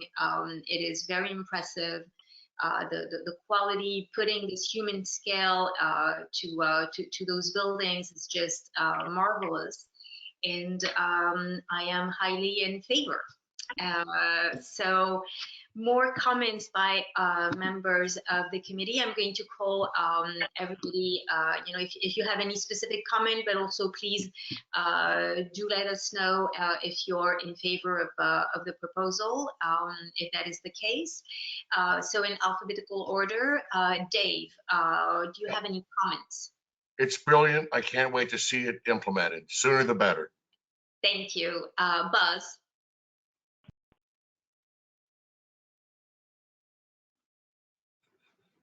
Okay, I will skip Buzz. James? It's a great proposal. I'm in favor of it. Sarah? Sounds great, looks great. I'm in favor. Thank you. Laura? I'm in favor. Thank you. John? Great proposal. I support it. Thank you. Mike? 2 thumbs up. Great. Renee Salah? I think it's fantastic. I'm in support. Thank you. Sam? Lizzie? Yeah, I also think it's terrific and support it as well. Thank you, Sam. Lucas? I love it. It's great. Thank you. Thank you. Chuck? Support it. Thank you. Thank you. Barbara? Yeah, I love how subtle it is. I fully support it. Thank you. Suzanne? I think it's beautiful. I think it's thoughtful. I'm thrilled. I'm totally in support of this. Thank you. Richard? Ditto all the way around. Karen? Excellent, excellent work. Totally in favor of it, and compliments to the design team and the lighting designer. Tony? No objections. I like this. Thank you so much. All right. I'm back. This is Buzz. Yes, Buzz? Yeah, sorry, I had to step away. Very much in favor of it and looking forward to seeing it. Thank you so much. All right, so we are going to take a formal vote. I will make a motion to approve and praise to the design team for a very, very well executed proposal. So roll call. Please make sure that you unmute your mic so that we don't waste any time. Dave? Yes. Buzz? Yes. Yes. Sarah? Yes. Laura? Yes. John? Yes. You said John, yes? Yep. Mike? Yes. Renee? Yes. Sam? Yes. Lucas? Yes. Chuck? Yes. Barbara? Yes. Suzanne? Yes. Richard? Yes. Karen? Yes, from Karen. And Tony. Yes. Okay, and Leila, I'm a yes. The motion passes unanimously. Congratulations for really a beautiful proposal, beautiful presentation, and good luck. Hopefully LPC will resume holding hearings very promptly.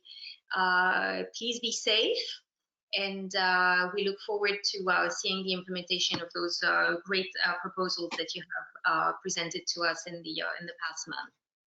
Very good. Thank you all. Thank you, everyone. Thank you so much. Thank you so much. Moving on, we are now going to 1162 Broadway.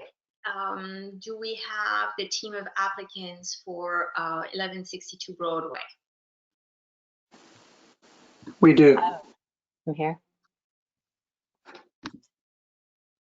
Fantastic. Okay, Tom, I just made you the presenter. Who is going to be the presenter on your team? It is Thomas Lewis.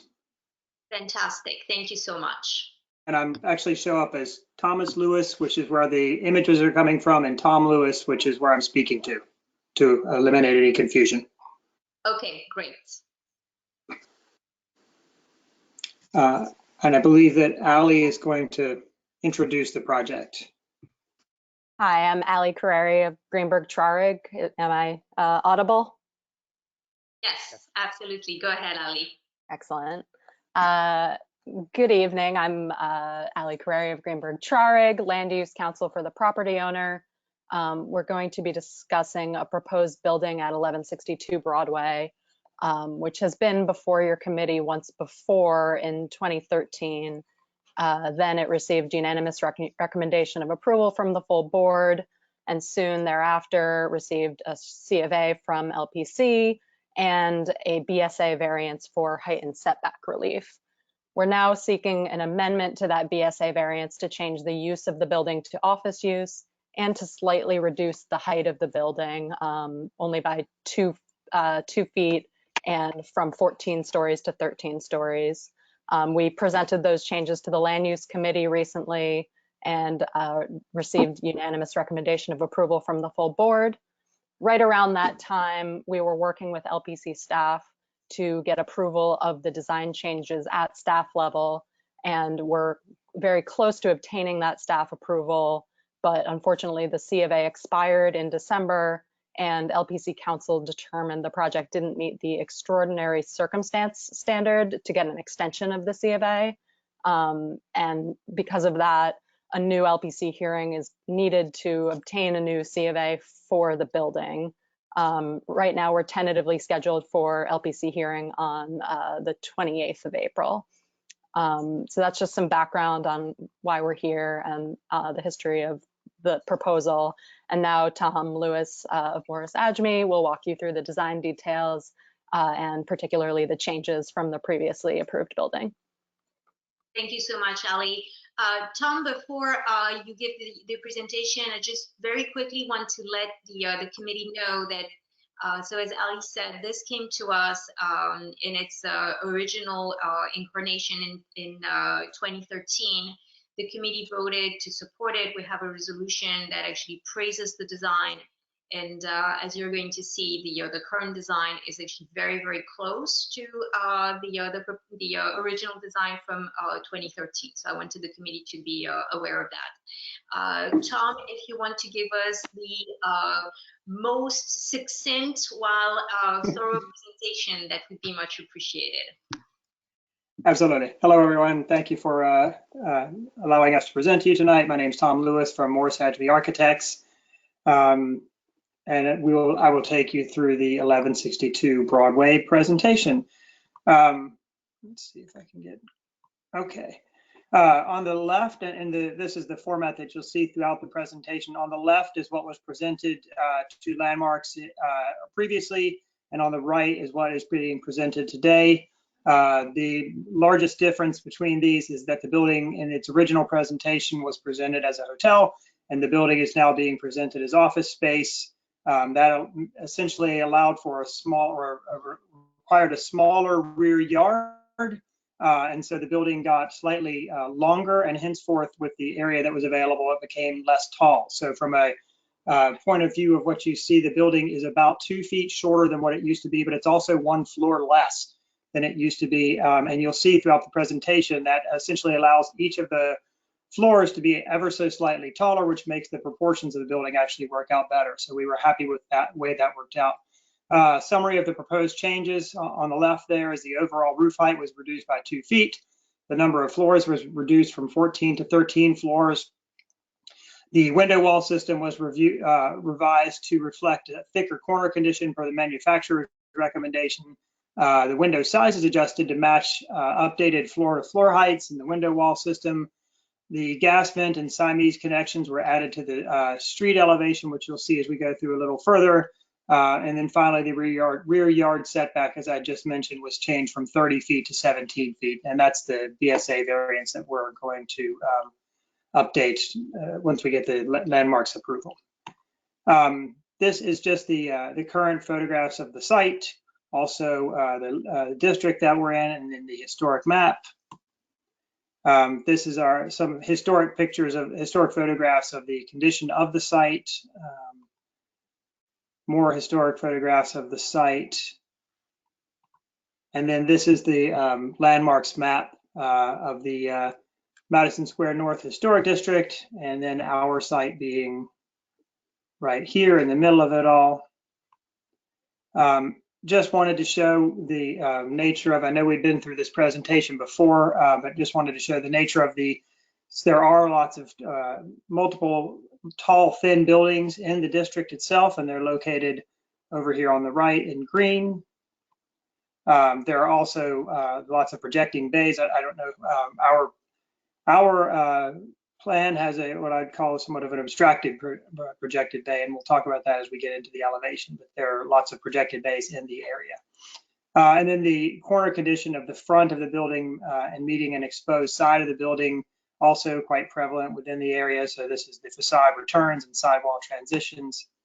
And then the continuous sidewall rooftop bulkheads, again, this sort of condition that one sees fairly regularly, where the side facade of the building mirrors what's happening behind it.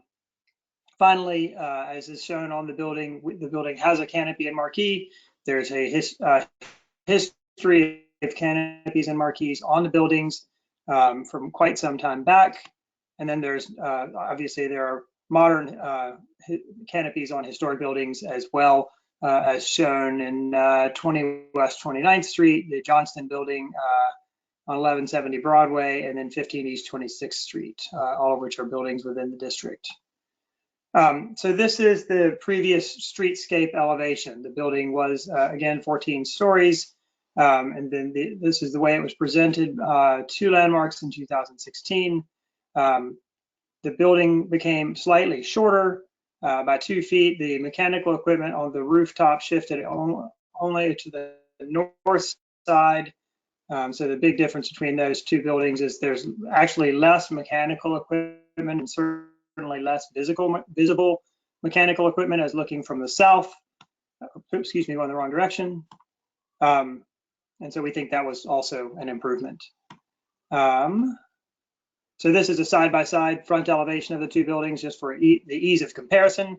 On the left is the previously submitted. On the right is the new submission. Again, the 2 foot difference in height. The overall roof height reduced by 2 feet. The number of floors reduced from 14 to 13 stories. I think it's probably not quite splitting hairs, but it's a little hard to tell. But the windows actually did get a little taller and a little thinner as each floor-to-floor height got a little bit taller based off the elimination of the floor. And then this is the rear elevation showing essentially the same thing. So you'll notice the lack of mechanical equipment on the south side of the building as we were able to concentrate it all on the north side, which I think again is an improvement from the view corridor that you'll see coming from the south. And the proportions of the windows being slightly larger, slightly taller, and slightly thinner. This is the side elevation as taken from the north, the before and after, before on the left, and the after on the right. The parapet wall actually did get slightly smaller in this version. And then if I can get to the next page, there we go. And this is the elevation taken from the south. So the previous version had the parapet wall here to cover up some of the mechanical equipment. In this case, the mechanical equipment is all actually sitting on the north side of the building. So it's not really an obstruction that one would see. One would see this area, but it's not something that's pressed right up against the facade of the building. And actually, I guess this is as good a place as any. This is the 30-foot setback that was in the rear yard that would have been required for the hotel use, and this is the 17-foot setback that is was requested for BSA.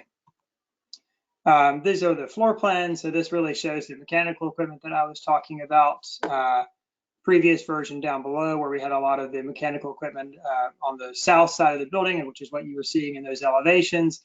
Those mechanical units were able to be changed to a smaller, more compact mechanical unit, and so you're not ending up with this large bulkhead over here, and most of the bulkhead equipment is able to be concentrated on the north side of the building.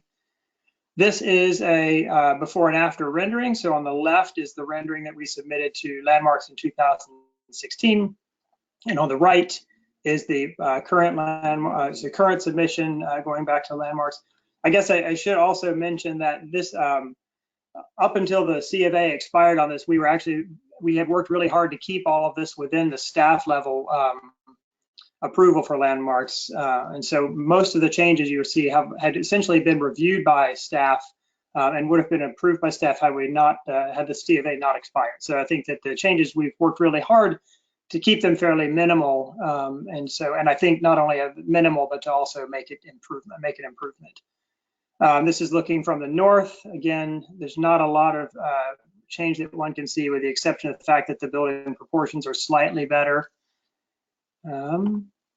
This is taken from 27th Street, looking north. So that's the rear of the building. This was the rear of the building with the 30-foot setback, and this is the rear of the building with the 17-foot setback. And then that's it. All right, thank you very much. So we're going to proceed the same way as we have for the previous application. So members of the committee, I'm going to call on your name by alphabetical order and ask if you have any questions. Dave, do you have any questions? No questions. Thank you. Buzz? No questions. James? No questions. Sarah? No questions. Laura? No question. John?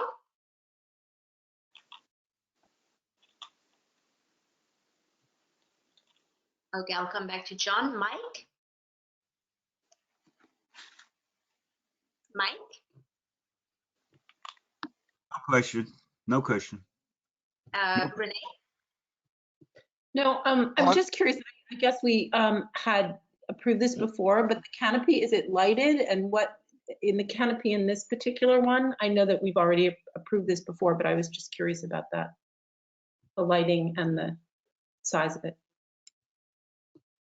Thank you. Tom, if you could address the question. It looks like we're not going to have too many questions, so it may be appropriate to address them as they come. Sure, the canopy is not currently slated to be lighted. The size of the canopy is the same as the canopy size before. We didn't change that at all, but we're not currently planning on lighting the canopy. Okay, thank you. Does that address your question, Renee? Yes, thank you. Thank you. Sam, do you have any questions? Yeah, I just had a quick question of the two diagrams that are currently up on the screen. Just to be clear, the one on the right, which has the two water towery looking things on the right, whereas the one on the left has a slightly different facade. Could you just explain very quickly why the difference between the two, given the difference in one floor? Sure. Let me go to, I think the floor plan is probably the best place to do that. So the building on the left is here. And as you can see there, the elevators were actually on this side of the building. And so the elevators have an overrun, which comes up and created this large bulkhead, which I'm going to flip back and forth on. So in the previous submission, this is the bulkhead that has the elevators, and there's obviously a large masonry obstruction at this point.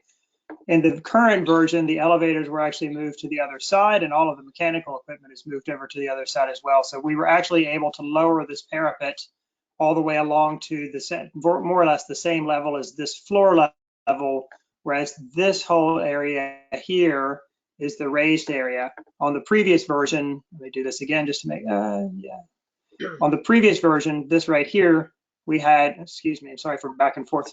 We had raised area here and also raised area here. So on the roof itself, we had substantially more raised parapet, or essentially an additional mechanical floor on both of those. And so with the new version, we only have it on the one side, and hence you have a less profile of the building on that side. Got it. Did that answer the question? Much. Yeah, totally. Absolutely.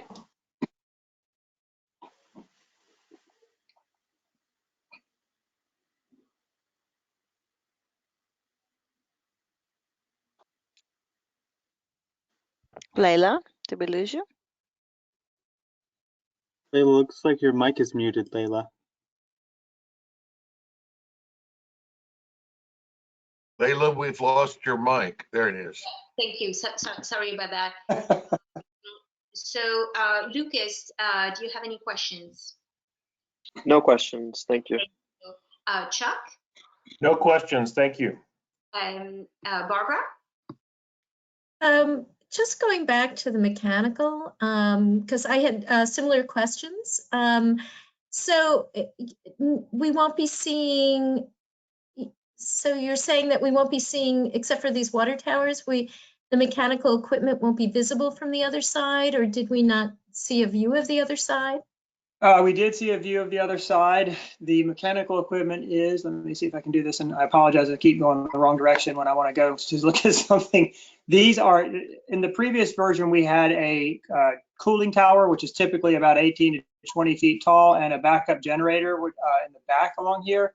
In this case, we've eliminated the cooling tower for a smaller type of cooling unit, and then the generator is actually here. And so from the views that we've presented, which are the same views we presented last time, you are unable to see the mechanical unit. So the mechanical units on the previous version were tall. I believe this is actually some of the cooling tower that you would have seen before. And at this point, the mechanical units are probably in the neighborhood of 3 to 4 feet tall. They're not a particularly tall unit like you would see on the rooftop of another building. That's why you're not seeing them. Okay, thank you. Absolutely. Question from Suzanne. Suzanne, do you have any questions?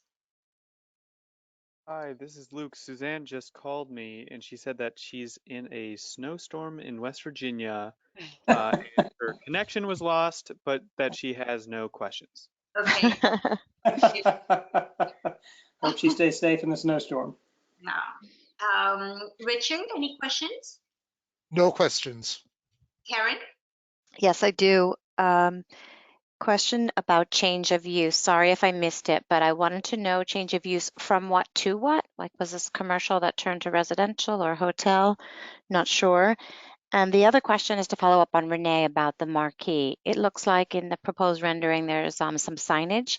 If you can just talk a little bit about the signage, and is there ground floor retail, or is that signage, basically identifying the address of the building or the name of the building? Thank you. So the use is changing from hotel use to office use. There is potential retail on the ground floor, although I'll have to tell you that there's not a lot of space for retail on the ground floor because there's an entry door, and then there's a fire exit and a elevator core that all have to get out through that front space. And the site is only 5 feet wide.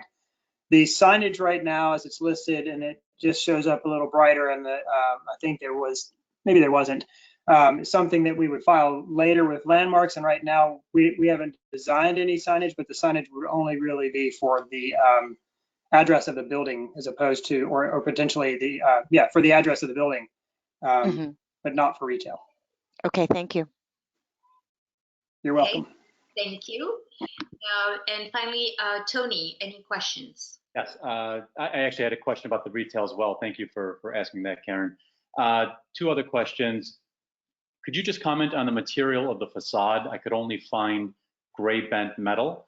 And my second question is, you were referring to a projecting bay earlier, but just looking at the renderings, I want to make sure I'm not missing anything. It's not so much that the facade is projecting, it's that the north and south facades are sloping backwards. Is that correct?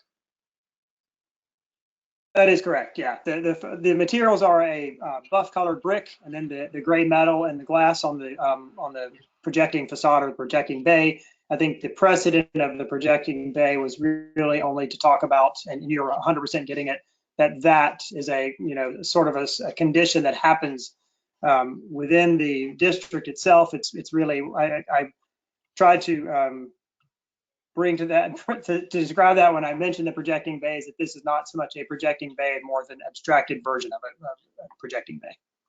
Thank you. The metal, by the way, is that aluminum? It is probably aluminum, yeah. But again, we haven't gotten there yet. So it's a right now I'd say it's a gray bent metal, and it would either be aluminum or steel. Okay, thank you. That's all, Layla. Okay, thank you. Layla, I was on mute, so I have no questions. John. Okay, thank you. So that concludes our first round of questions by members of the committee. Sorry. I will open up the floor to members of the public. Do we have any questions or comments from members of the public on this proposal? Members of the public, questions, comments? Okay, so seeing none, I just want to make sure that members of the committee, you have no further questions. If there is any follow-up questions by anyone, now is the time to ask them. Otherwise, we're going to move to business session. Any questions by members of the committee? Okay, so seeing none. Could I just hear the reason that, again, they mentioned it before, but I forgot, from 14 to 13 floors, the reasoning behind that? Sure. The site itself, like any site in New York, has a limited amount of area per site. When the use shifted, the building footprint grew from, and we went from a 30-foot rear yard, which was required by resident or hotel use, to a 17-foot rear yard. And so again, with the limited amount of area, that meant that there was less floors that could be built on it. So that's how we ended up with one fewer floor. I'll just chime in quick. Under zoning, there's no rear yard required for almost all of the site. The 30-foot rear yard for the hotel was what we thought was reasonable for light and air because there would have been rooms in the back. With the offices, we still wanted some light and air in the back, but to get the floor plates we wanted, reduce the rear yard to 17 feet. Correct. Thank you. Okay, thank you. So let's move now to business session. So members of the committee, we need comments on this application, and I will not start this time around. And I'm going to go in alphabetical order comments on this proposal. Please let us know if you have any issues of concern and how you are planning to express your opinion on this, proposal. Thank you. Thank you very much. I am going to start in reverse order so that Dave doesn't feel that he's the one opening up the show each time. So let's start with Tony. Tony, do you have any comments on this application? Sure. My only concern just going through this earlier was about the canopy hanging over. It's not a major concern, just something that I'm glad was talked about here. Otherwise, I find that the overall design is quite striking, but also very contextual with the historic district too. So I have no issues with this. Okay, thank you. Karen? Yeah, I was in favor of the design the first go around, so I didn't really feel the need to scrutinize many of the architectural design elements. So I'm in favor, no objections. Thank you. Richard? Oh, sorry, I didn't realize it'd be that soon. I'm fine with it, but I do have one concern or thought about, which is the question that was asked earlier, looking on page 20 and on page 22. I understand that you needed the additional hiding of the mechanicals, but now you actually see more than you had hidden before, than you would see before. On the other hand, the picture on the left, that design of the wall to hide the mechanicals looks awkward. This doesn't. So I mean, I think it looks nicer, but now you're seeing more of the mechanicals. I don't know how that affects anyone else. Okay, all right. Let's see if there are any other concerns on this particular design element. So we lost Suzanne to a snowstorm. Barbara, do you have any comments? I actually think I wasn't on the committee for the initial review years ago. I actually think it looks better in terms of the proportions. And it's just, it just looks more pleasing to my eye.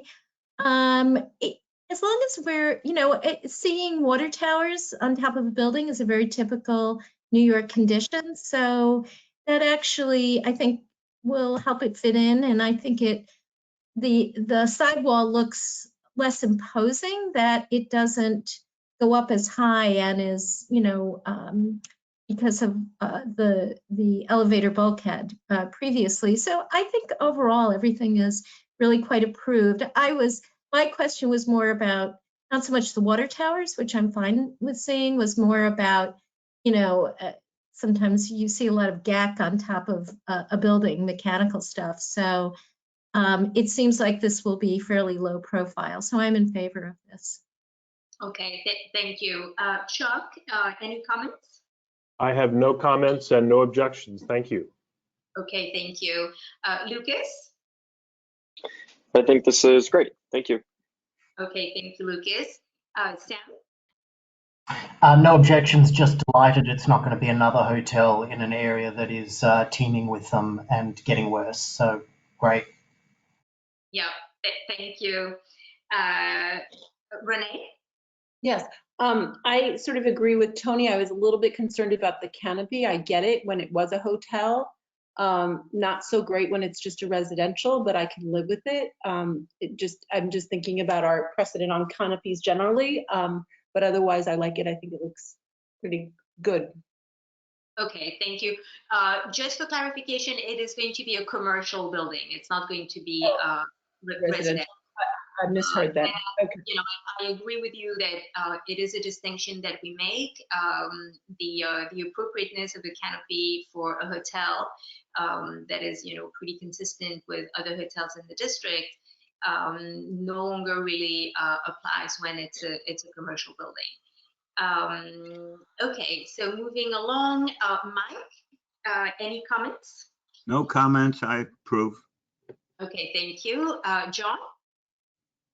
I supported the original proposal. I like this one better. The sidewall is an improvement, which more than compensates for the increased height of the water tower. And personally, the canopy doesn't, I'm okay with the canopy. So I support it. Okay, thank you. Laura? I have no comments. I think it's pleasing to the eyes. That's all. Thank you. Sarah? I have no comment. It seems like a good proposal. Thank you. James? No comments, inclined to approve.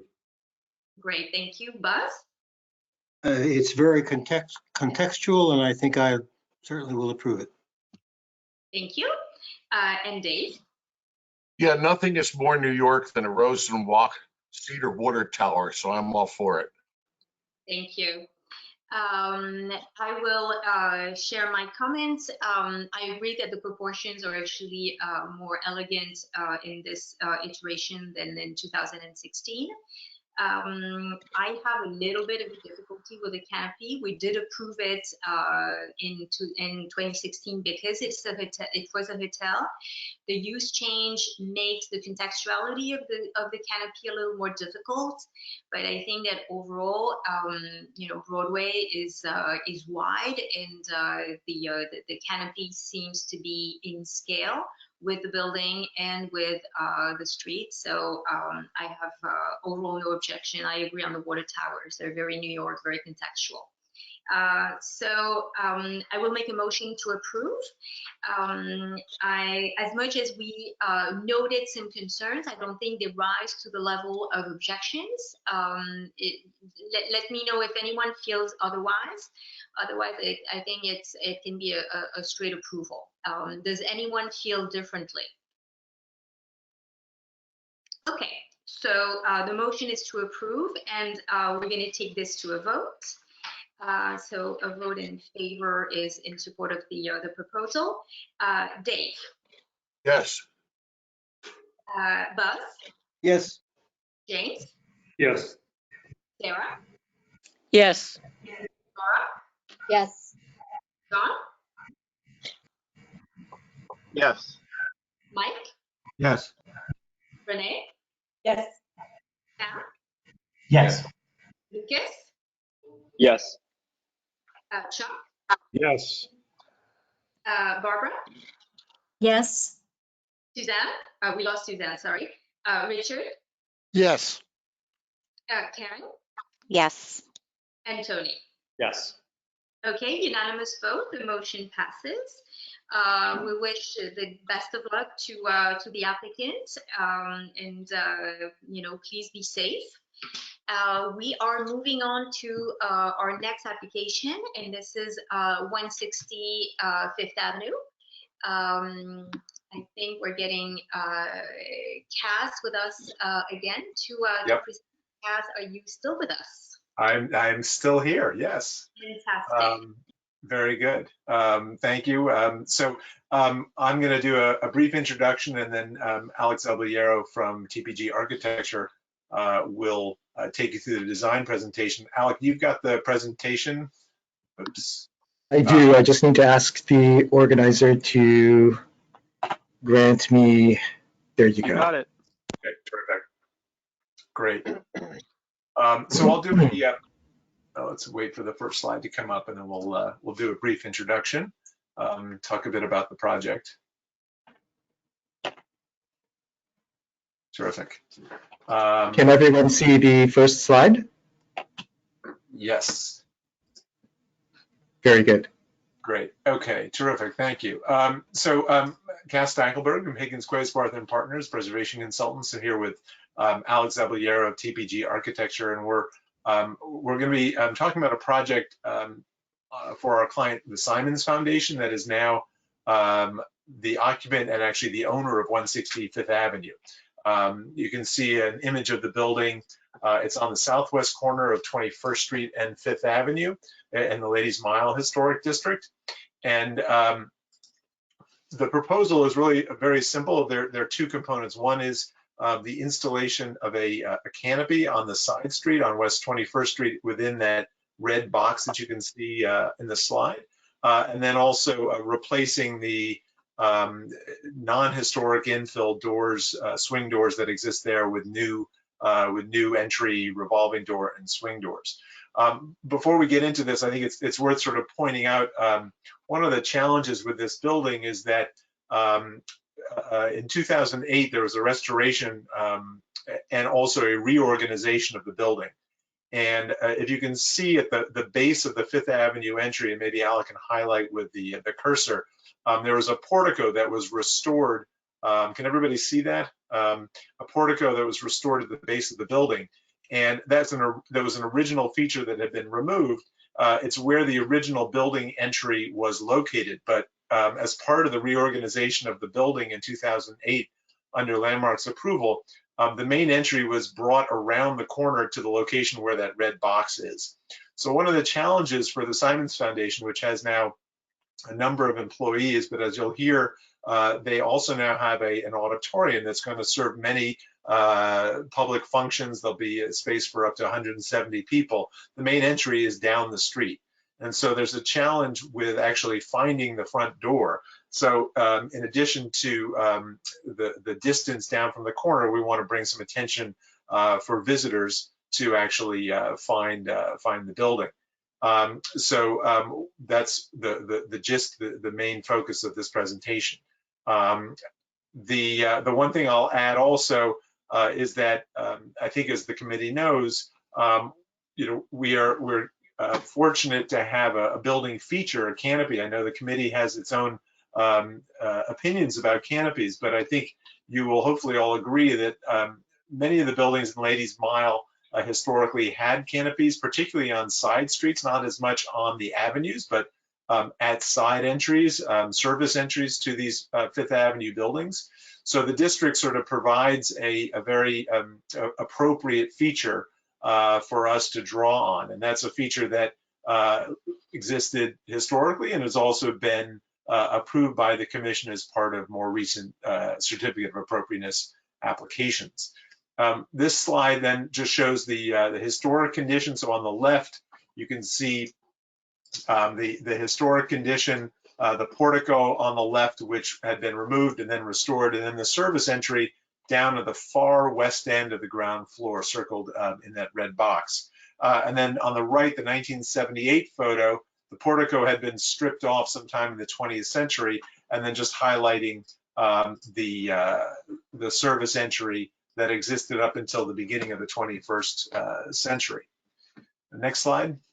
The other challenge, and this is an existing plan on the left and existing elevation of the 21st Street side of the building. So a couple things to point out. First of all, this is a 9-story building. It's got a very large footprint. It's about 95 feet on Fifth Avenue and more than 140 feet on 21st Street. One of the challenges is that the building lobby is quite small relative to the scale of the building. And Alec will talk more about the importance of the changes that we're proposing just for the basic programming and functioning of the building. But you can see sort of the distance of the lobby from the corner. And then in elevation, you can see just the scale of this work in relation to this much larger scale building. Next slide. And then this is just some views looking east and west on 21st Street, just to indicate that there is, while there is some signage over the door, it's quite difficult to actually find the door in and amongst the projecting canopy or awnings that are part of the ground floor retail presence. Next. And these are just a few slides from prior to the 2008 renovation and reconfiguration of the building, just to illustrate what the service entry looked like in the beginning of the century. So you can see there was a roll down gate and then a sort of a series of clear story windows. One thing I'll point out is that in our proposal, we are not impacting or removing any historic material. We're working within the existing aperture and only removing the ground floor infill that was installed in 2009. We're fortunate in that having the documentation for the 2008-2009 application, we know for certainty that the only historic fabric that was in existence in 2008 is in this upper portion here. You can see the remains of these frames or pilasters, and up here, and this decorative piece of ironwork. Nothing historic existed from this level on down, and so we know everything that is there now was actually fabricated from inspiration on the building itself as part of the 2008-2009 application. This is the existing condition of the entry, and what we want to highlight here is that here we have the existing entry to the building. It does have the signage above the entry. It does have flanking signage at street level on either side. the doors themselves are a single pair of swinging doors. And as currently exists, the entry has no vestibule or revolver. And this, from an operational point of view and from an energy efficiency point of view, is problematic as the lobby becomes very cold in the winter, and there's no controlling the flow of cold air into the building lobby. As well, we can see here on the side photograph that the entry is actually recessed in from the property line. And so we have the building pile, there's a consistent condition across the face of the buildings with the show windows being recessed, but also the building entry being recessed.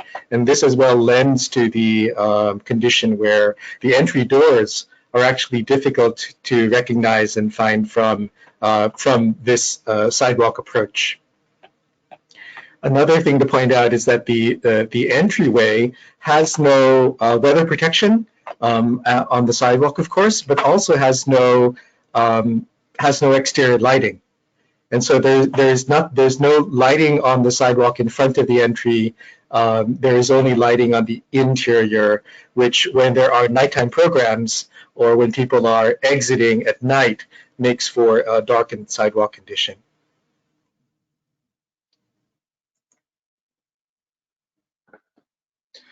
So I mentioned before that there are instances in the district, both historic canopies and images here of commission-approved canopies.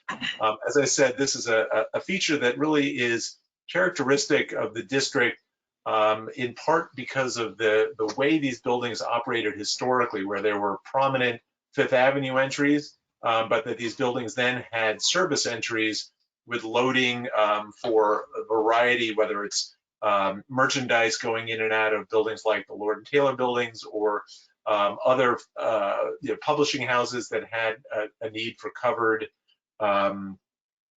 service entries, other department stores. So this is a feature that one sees not prolifically through the district, but it is characteristic of the district. And in the commission's approvals, I think they have acknowledged that, and we see this as sort of fitting within that framework. Similarly, we are proposing, as you'll see in a moment, we're proposing a central revolving door. Part of that has to do with the energy efficiencies, or trying to improve those for the lobby in this very small space. This is a feature, again, obviously, that one saw in the large department stores on 6th Avenue as part of the Ladies Mile Historic District, but there are also instances on 5th Avenue and elsewhere in the district, as illustrated on this slide, where the commission has approved new revolving doors in typical storefront bays like 126 5th Avenue and other infill bays around the district.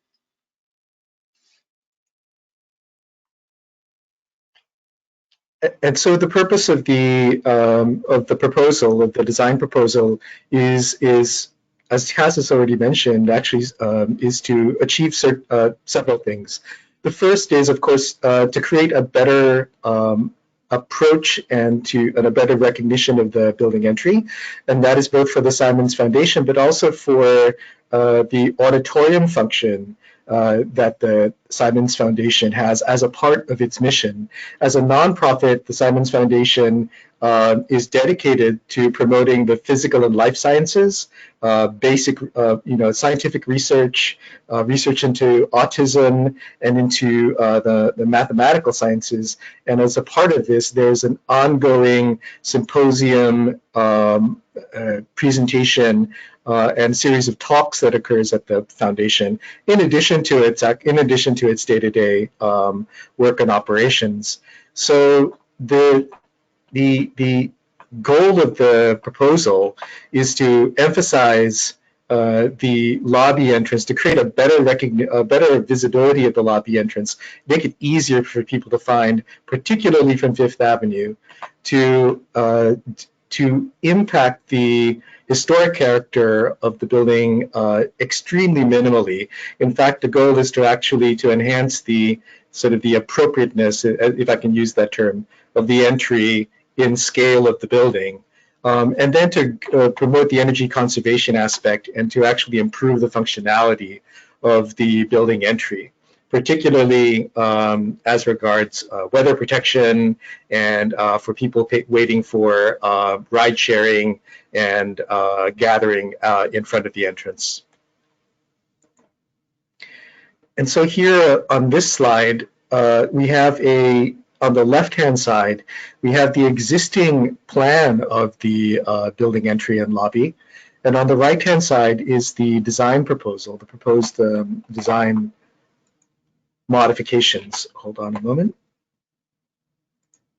So here we have the existing building entry. I'm moving my cursor and I'm hoping everyone can see it. Yes. Okay, great. And so as you see here, we have the building entry. It is a single pair of swing doors. It is a small interior lobby. And this is the condition this was originally the loading dock.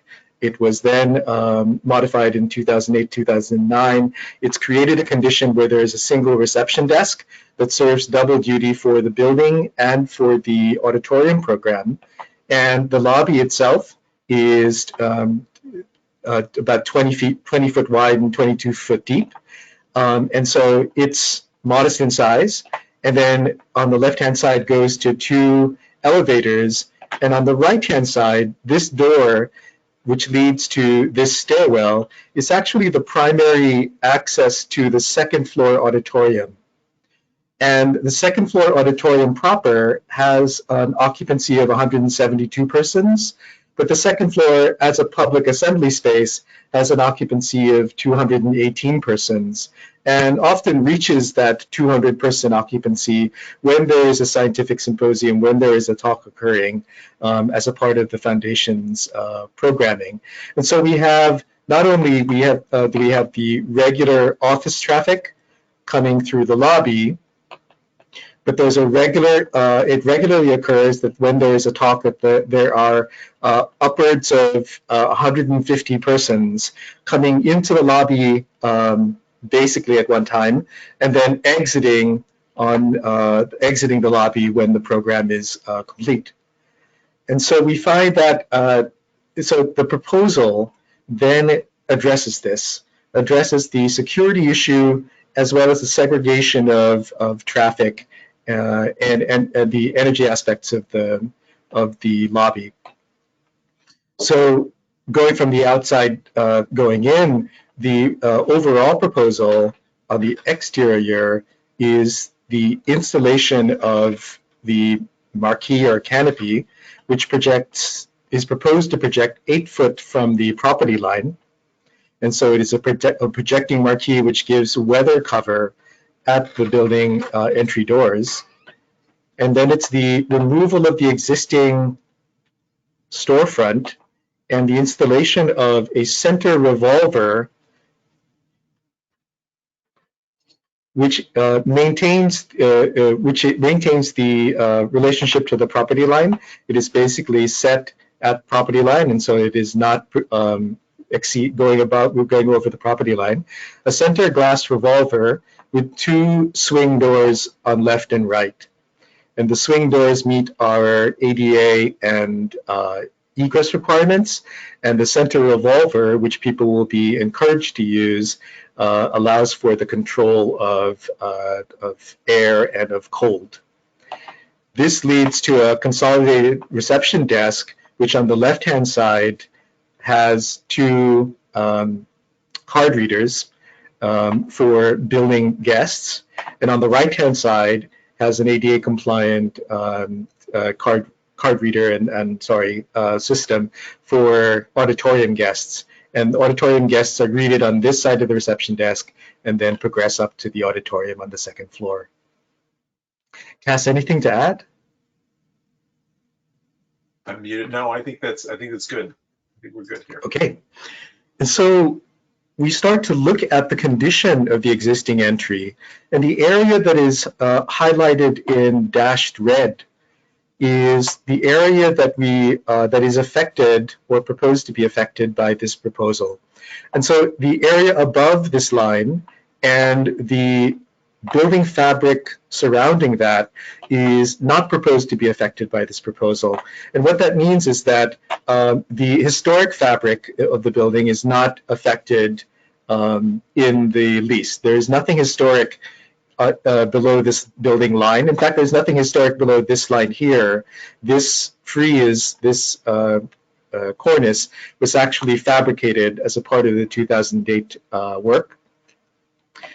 There is some molding detail surrounding the entryway here, which was actually a part of the 2008 work that you will see in substantively we are looking to retain or relocate.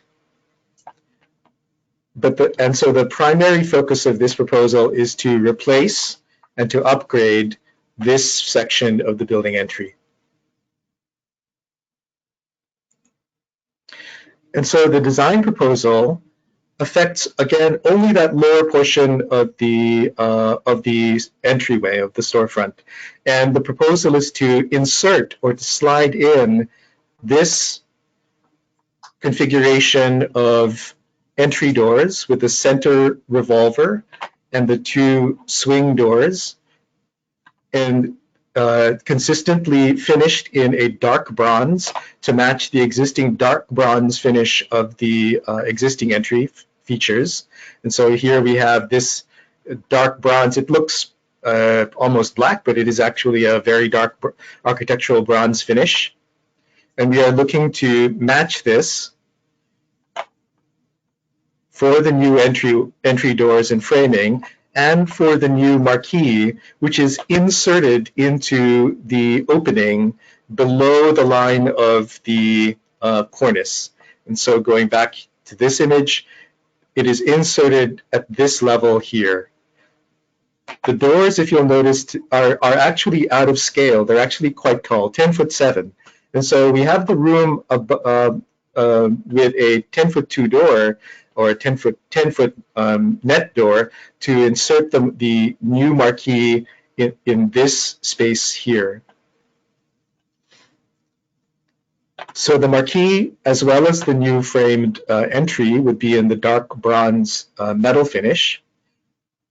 There would be the appropriate card reader and ADA activation buttons. As well, there would be there's subtle detailing at the edge of the marquee or canopy that doesn't seek to mimic the historic detail, but brings it down in scale, brings the new marquee down in scale so that it's more appropriate to the scale of the entry overall. And so side by side, we start to see the existing and then the proposed. And so the proposal really does slide in or come in under the line of this cornice, affecting none of the area above, and in fact leaving intact the metal detailing to left and to right of the entry.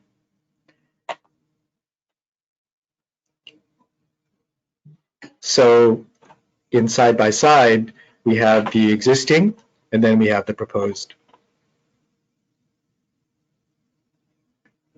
So on the left is the existing condition at the storefront. In section detail, on the right-hand side is the proposed condition at the storefront in section detail. And so here we see that this is the line at which we are inserting or proposing to insert the canopy or marquee into the storefront. The 8-foot projection is from the building property line. Part of the proposal is to provide lighting in the new marquee, which lights the sidewalk area in front. A part of what's happening right now at the entrance is that when there's inclement weather, when it's rain or snow, and people are coming in and out, especially if they're coming in and out of a presentation or a program, there's nowhere for them to wait. There's nowhere for them to actually congregate or to to exit into, and the entry, the sidewalk directly in front of the entry is wet or slushy, and that's of course a functional and safety issue. And so here we have the lighting, which also lends itself to the sense of security at night, as well as the weather protection. And then the revolvers sit into the footprint of the lobby itself. And so seen from sidewalk view, we start to see that one of the goals of this proposal is to increase the recognizability, the visibility of the building entry. And currently, in the left-hand side, it is very hard to find the building entry from the street, from Fifth Avenue or from down 21st Street. And the proposal is to have dimensional metal sign, not dimensional, metal signage in a contrasting brushed steel finish on the dark bronze marquee in order to provide that wayfinding for people to find the building entrance. A little bit of the detailing that just to articulate how much of the existing detailing we're proposing to keep on the. I'm sorry, Hello? you may want to go through this detailing pretty swiftly. Yes, certainly. I'm afraid that we're running out of time, so if you can pick up the pace, that would be wonderful. Understood. Yes, of course. So simply to note that the existing detail is maintained. Simply that the existing condition of the frame detail on the edge is maintained. It is replicated or maintained in the new proposal. The existing pilaster detail is retained. It is maintained or replicated in the proposal. And here is the view from the Fifth Avenue approach and the view from the street approach on 21st Street, here with the proposed entry. And then finally, a view on angle from the opposite sidewalk. And then this details the lighting and the devices that would go in around the entryway, but I think we can just address this if there are any questions. All right, thank you very much. Very thorough presentation. It is already 8:38, so we're going to try to go through this application pretty swiftly, members of the committee. Let's jump into questions to the application for this applicant. I'm going to start in alphabetical orders. Dave, do you have any questions? No questions right now. Comment later. Thank you. Buzz?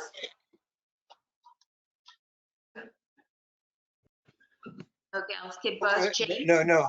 Hello, sorry, I was offline. No questions. Okay, thank you. Try to all unmute your mic because I will be calling on you pretty swiftly. James? No questions. Thank you. Sarah? No questions. Laura? No questions. John? No questions. Mike? Just what are the dimensions of the marquee? 8 feet by? The marquee is 8 foot and the building entry is 20 foot wide. 8 by 20. Can you tell us the thickness of the marquee? Yes, certainly. It is, I believe it is 8 inches thick, 7 to 8 inches thick. I can confirm that. Okay, thank you. Sorry, Renee?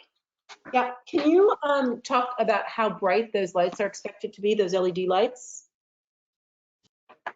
And where they are exactly? Sure. Should I address this as we go? Yes, please. Yes. So the LED lights are, of course, dimmable. In fact, they're probably going to be run at about 70% of their capacity to preserve lifespan. I couldn't give you a foot candle reading it at this stage. We're going to specify just an appropriate foot candle level for the exterior. They are dimmable, and so they can be set to any light level that we'd like. We'd like. How many lights will be recessed inside the canopy? So here there is 2 rows of lights with 5 lights apiece, and then an LED strike across the front. So there is a little bit. So let's see. Let's look for this image here. Here. So here are the down lights, which are providing pool lighting here, and then an LED strike across the front to throw a little bit further out onto the sidewalk level. Okay, thank you. I just have one more question. Leila, sorry, I have one more question. How many times I see 1, 2, 3, 4, you talk about finding the address on the marquee and the side of the building in the top. How many places is the address highlighted? So how many times does the address show up? Yeah. So sure. So the existing address shows up 3 times. It shows up at the very top and then on the pilasters to either side. And the proposal is to put a number, the 160 number, on the edge of the marquee. Okay, thank you. Okay, thank you. Sam, any questions? No questions. Lucas? No questions. Chuck? No questions. Barbara? No questions. Suzanne? Just one question. This just goes back to what you were just saying with regards to the numbers on the marquee that you're proposing. And perhaps you did this, but are these the same type of font or that's used on the where we see 160 throughout? I mean, it's mentioned 4 times on the top, yes, on the sides. So that's the same because it looks sort of more modern, but it is the same? It is in spirit the same. It's slightly more modern because we need a thicker strike. We need the thickness of the font to be a little thicker so that for visibility purposes. So if you see, it's not an entirely modern font. It is still a serif font, so it still has the strike on the one, but it's not as it's not exactly the same font as on the building. If you look at the building font, that's actually it's a relatively thin font, which would be very difficult to do as those numbers. So you considered it, but you just decided not to because it was difficult to. It would be difficult to put it one way. We would be defeating the purpose of giving people the ability to see the number, from a distance. Yeah. Okay. All right. Richard, any questions? Yeah, I have questions about the precedent for the marquee. When you were talking about precedents, you talked about the approvals, which is, I guess, on page 6, that have been approved. But I believe you also said that there was historical precedent in this district for marquees, particularly on the side streets. I paged through all of the pictures in the designation report, and I was hard pressed to see any. Do you have examples of precedents, pictures of those precedents historically? And if so, is there a reason you didn't put them in the presentation? I will say it was an oversight, and while we were going through this, I was making a note to myself to make sure we add them into the presentation. I will say, and some on the committee may remember, the photo on the lower right, 162 Fifth Avenue, which is directly across the street and houses affiliate the Flatiron Institute. This building came before the committee maybe 3 or 4 years ago, where those 2 canopies, those 2 contemporary canopies are presently, there was historically a canopy that was in place before the start of this project, and we can certainly share those photos with you. There are other photos that we can provide of canopies on side streets, particularly off of Fifth Avenue. There are obviously canopies off of the 6th Avenue department stores on side streets, and we can share those with you as well. As I said, this district, because of its history and its history of use, both in terms of retail and department store use, but also publishing houses and other kinds of manufacturing uses, these buildings often did have loading on the side streets, different than, let's say, a building like buildings that you might see in Tribeca that had market uses and things like that. But they would have canopies that were highlighting over particular bays, service bays. So, as I said at the outset, I think what we've attempted to do here is to balance the programmatic need of providing weather protection for a building and visibility for a building that has a main entry up nearly 150 feet off of the avenue, but also has a very small lobby and the need for protection for the number of employees, but also for the number of public visitors to the building. So balancing that programmatic need with an architectural feature that is present in the historic district as part of the district's history. Okay, thank you. Does that address your question, Richard?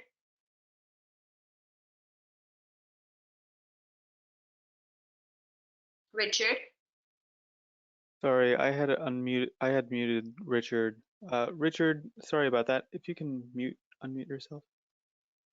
Yeah, I'm sorry. Yeah, someone muted it. Yes. I didn't hear a clear answer that said there are photos of historical precedents at the time of designation. There may have been a pre-existing things at the time that they took over the building, but that's different than a historical precedent at the time of designation. Well, So let no, me didn't clarify. So the photographs that the Landmarks Commission prepared do not always show all aspects of the building. We can certainly pull those together and share those with the committee. But we have other photos that illustrate, earlier photos that actually show sort of a more accurate historic condition. And as I said at the outset, it was an oversight on our part to not include those in this presentation. But we can certainly share them with the committee. That would be helpful for me. Okay, thank you. Richard, do you have any other questions? No. Okay, thank you. Karen, any questions?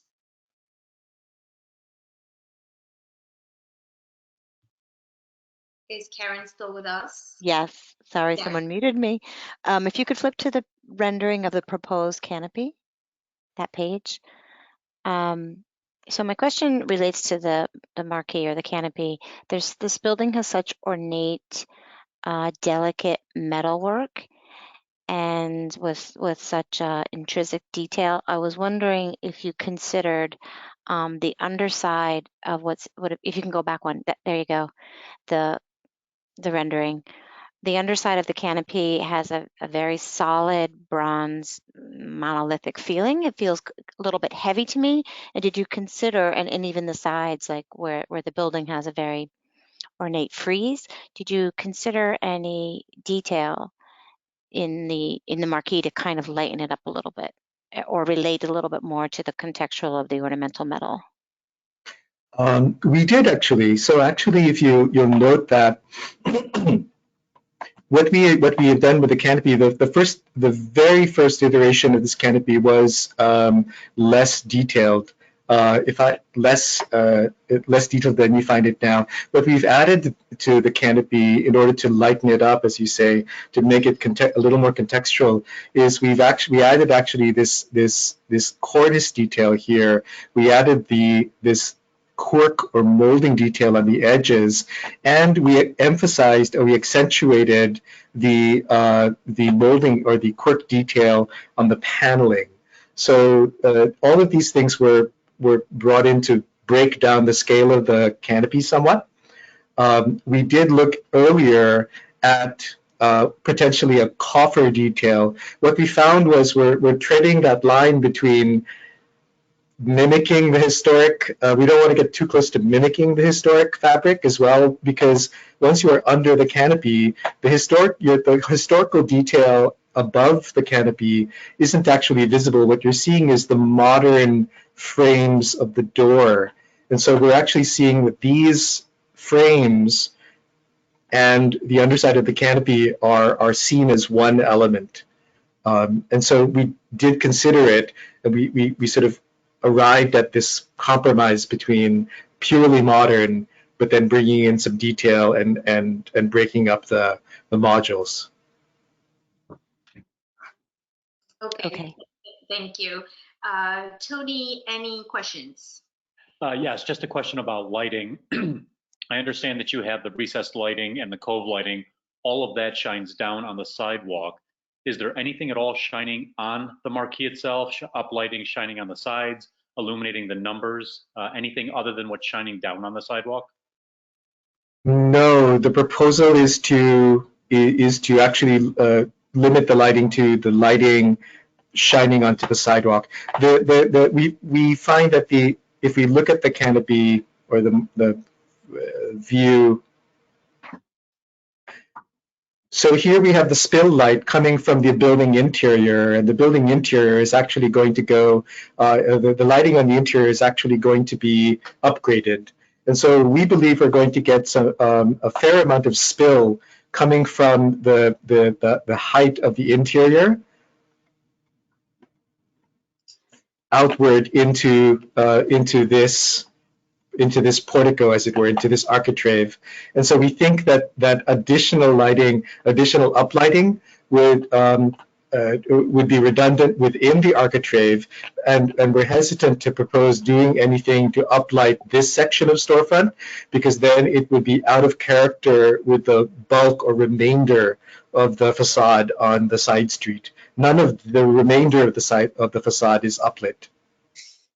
Okay, thank you.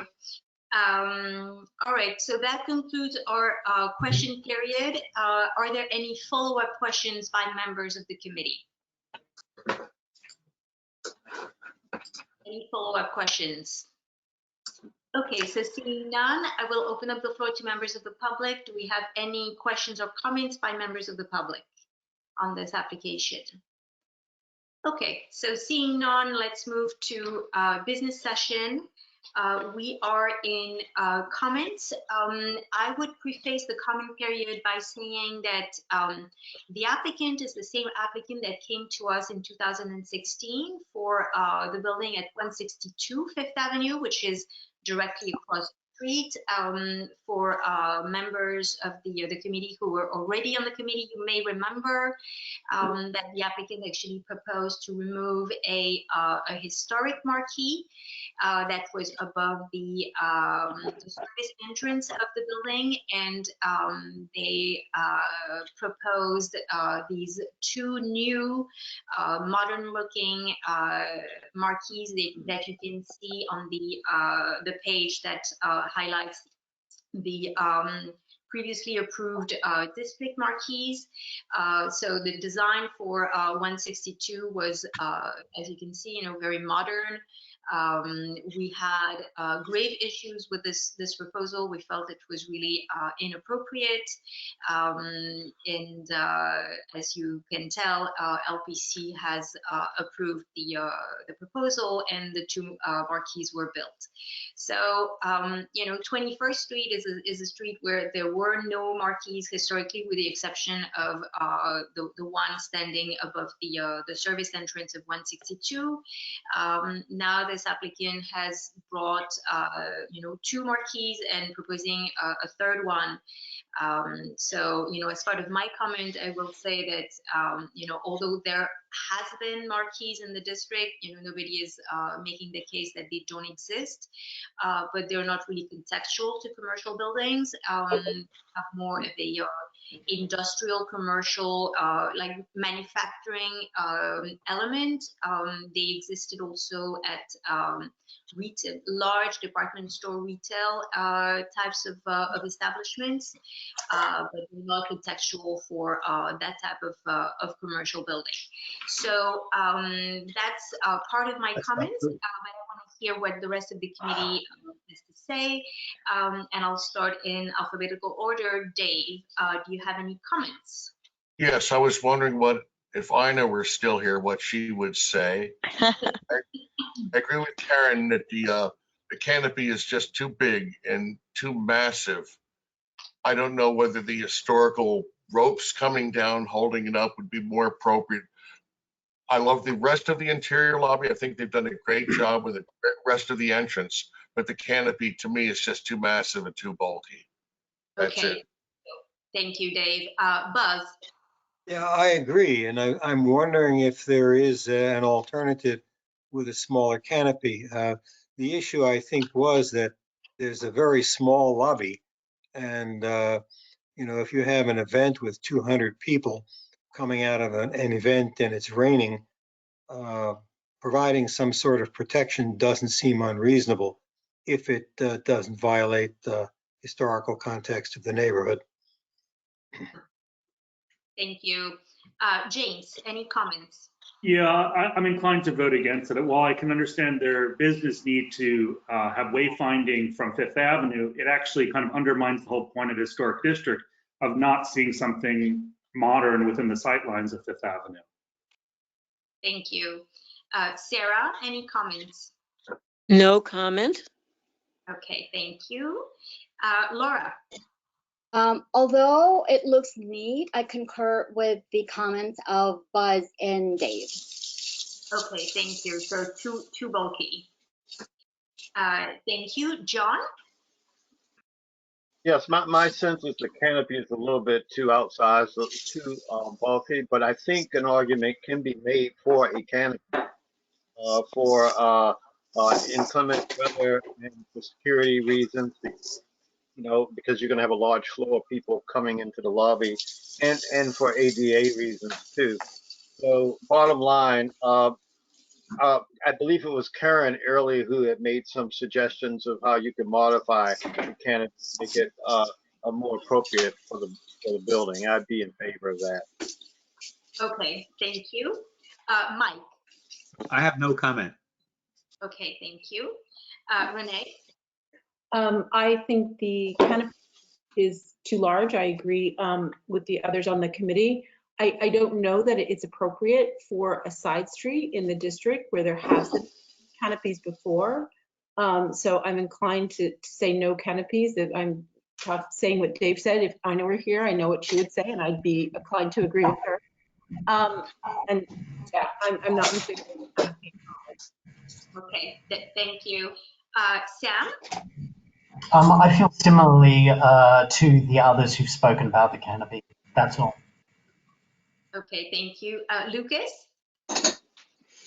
Yeah, I don't necessarily have an issue with the size of the canopy. I do, like Karen said, I think especially the bottom portion of it, I'd like to see a little bit more detail, or if it could be modified in a way to make it not look so modern. Okay, too modern. Thank you. Chuck? I have no comment. Thank you. Okay, thank you. Barbara? I agree with the others about the canopy. I think Karen used the right word. It feels very heavy. I also, it's just disappointing how it obscures the beautiful detail above that is so visible now. And I also can appreciate the need for the canopy. I just, the execution, it feels wrong on what has been a very delicate entrance to the building. Okay, thank you. Suzanne?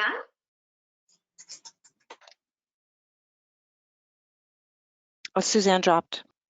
Oh, okay, thank you. Richard?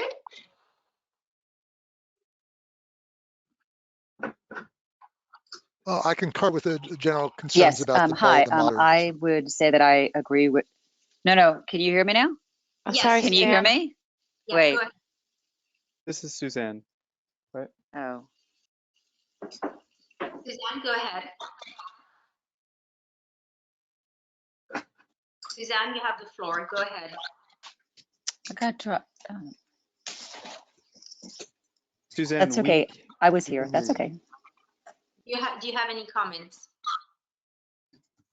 I'm sorry, guys. Are you asking me to speak? This is Suzanne.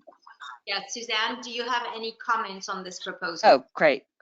Sorry, I just was going to say that I agree with Karen and Dave and Buzz.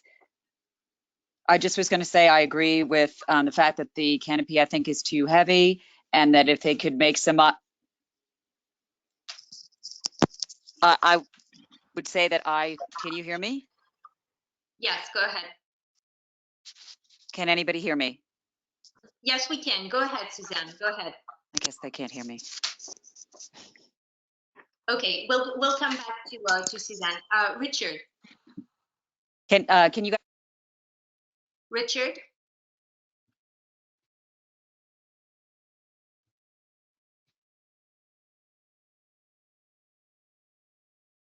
As I was having difficulty. I guess I answered out of order before. I agree with the issues of concerns about the bulkiness of the canopy, as well as very modern looking and out of context in that sense. Okay, thank you. Karen? Yeah, I just want to clarify. Renee mentioned that this is not on Fifth Avenue, but this is on Fifth Avenue, this proposed canopy, correct? No, it's on 21st Street. Oh, It's on 21st Street. Maybe I misread the floor plan. The entrance to the commercial side of the building, to the office side of the building, is on 21st Street. Okay, so they're moving it to what was previously the loading dock area. This alteration from loading dock to entrance was done in 2016 or 2008? 8. I see. Okay. Okay, sorry, I just got flipped because of the shape of the building on the side street and avenue. Yeah. Okay. Well, just to kind of reiterate what I heard and what I said before, I think that there is maybe a case for a canopy for all of the reasons we mentioned, wayfinding, especially identifying something that's not on the avenue, it's on the side street, so to the legibility of reading the address and protection. And I do want to complement the design. I think there is an improvement to the doors, the revolving door, the framing all around the doors, the materiality, the bronze. There's a lot of elements I like, but I do think maybe the canopy is outweighing the benefits. And maybe this is also coming from the Rockefeller Center presentation, but you mentioned light on the second floor, the clear story windows coming out. But I think that even at night, it would kind of hide the beautiful frieze and the grill work. And I wish that maybe there was a light that on the top of the canopy that could shine on the architectural elements, because so much of it is now hidden by the canopy. But I just do also want to mention that I appreciate the accessibility, because I know these doors are big and heavy, so it's nice to have that accessibility assist to get in these doors. But I think that the canopy is too heavy, and that kind of outweighs all of the great things on the design, unfortunately, for me. Okay, thank you. Tony? Just talking about the doors, first of all, I like that everything is nice and symmetrical. The revolver doesn't bother me. I don't think that's come up with anybody changing to a revolver. Focusing on the canopy, I do like that it's pretty simple in design, not nearly as uncontextual as what we denied across the street. But I do think that having a canopy, one, is not that common here in this district. Two, it does detract from what has become the main entrance to this building, and it's become a beautiful entrance since the last renovation. I think it's very striking. I think the canopy pulls away because when you are on the sidewalk, it does block the second story. In the functionality portion, I get that. its wayfinding purpose. I get that. You know, I think we need to step back and focus on the landmark and whether or not it detracts from the landmark. And I don't think I'm going to be in favor of it for those reasons. Okay, thank you, Tony. So what I hear pretty clearly is a consensus that this application is problematic. The design of the canopy is problematic. The existence of the canopy to some is problematic. Maybe a canopy that would be reduced in size could be an appropriate solution, but we have to really weigh in on what's in front of us. Unless I hear anything differently, I would like to make a motion to deny this proposal because the canopy is non-contextual, too heavy, and detracts from specifically from the entrance of the building, from the delicate elements, especially the metalwork, and prevents some nice vistas onto the beautiful facade. Do capture the feeling of the committee with this motion? Yes. Second. Yeah. Okay, great. Let's. Are there any questions or comments to the motion, or are we ready to take the final vote of the evening? It's already past 9 p.m. and. Comment. Okay, so let's take this to a vote. Comment. Hello. Yeah, go ahead. Sorry. Would if the thickness of the canopy was less than it is by half, would that be acceptable to most of the members? Unfortunately, we are not in a position to design elements for applicants. You know, we have to really comment on what's in front of us. I'm sure that there could be an acceptable version of a design, but really we have to take a vote on what's in front of us. Not denying less then. What I hear from the consensus is that this particular proposal and even the existence of a canopy altogether are problematic. So what I hear is a denial. If the applicant wants to come back with a revised design that would address her concerns, it's only an option. But what I'm hearing is a strong opposition to this canopy for design reasons, and to some for the existence of a canopy altogether. This is the last. Yes. Yes. I'm sorry, I cannot recognize who is speaking. It's Barbara. I agree with your summation. Okay, thank you. Are there any objections to a motion to deny for all the reasons that were spelled out?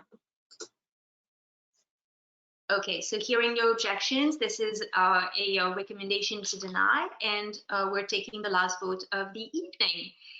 Dave? Yes. Buzz? Yes. James? Yes. Sarah? Yes. Laura? Yes. John? Yes. Mike? Yes. Renee? Yes. Cam? Yes. Lucas? Yes. John? Yes. Barbara? Yes. Suzanne? She Okay, voted to deny. She texted me. Suzanne? Richard? Yes. Karen?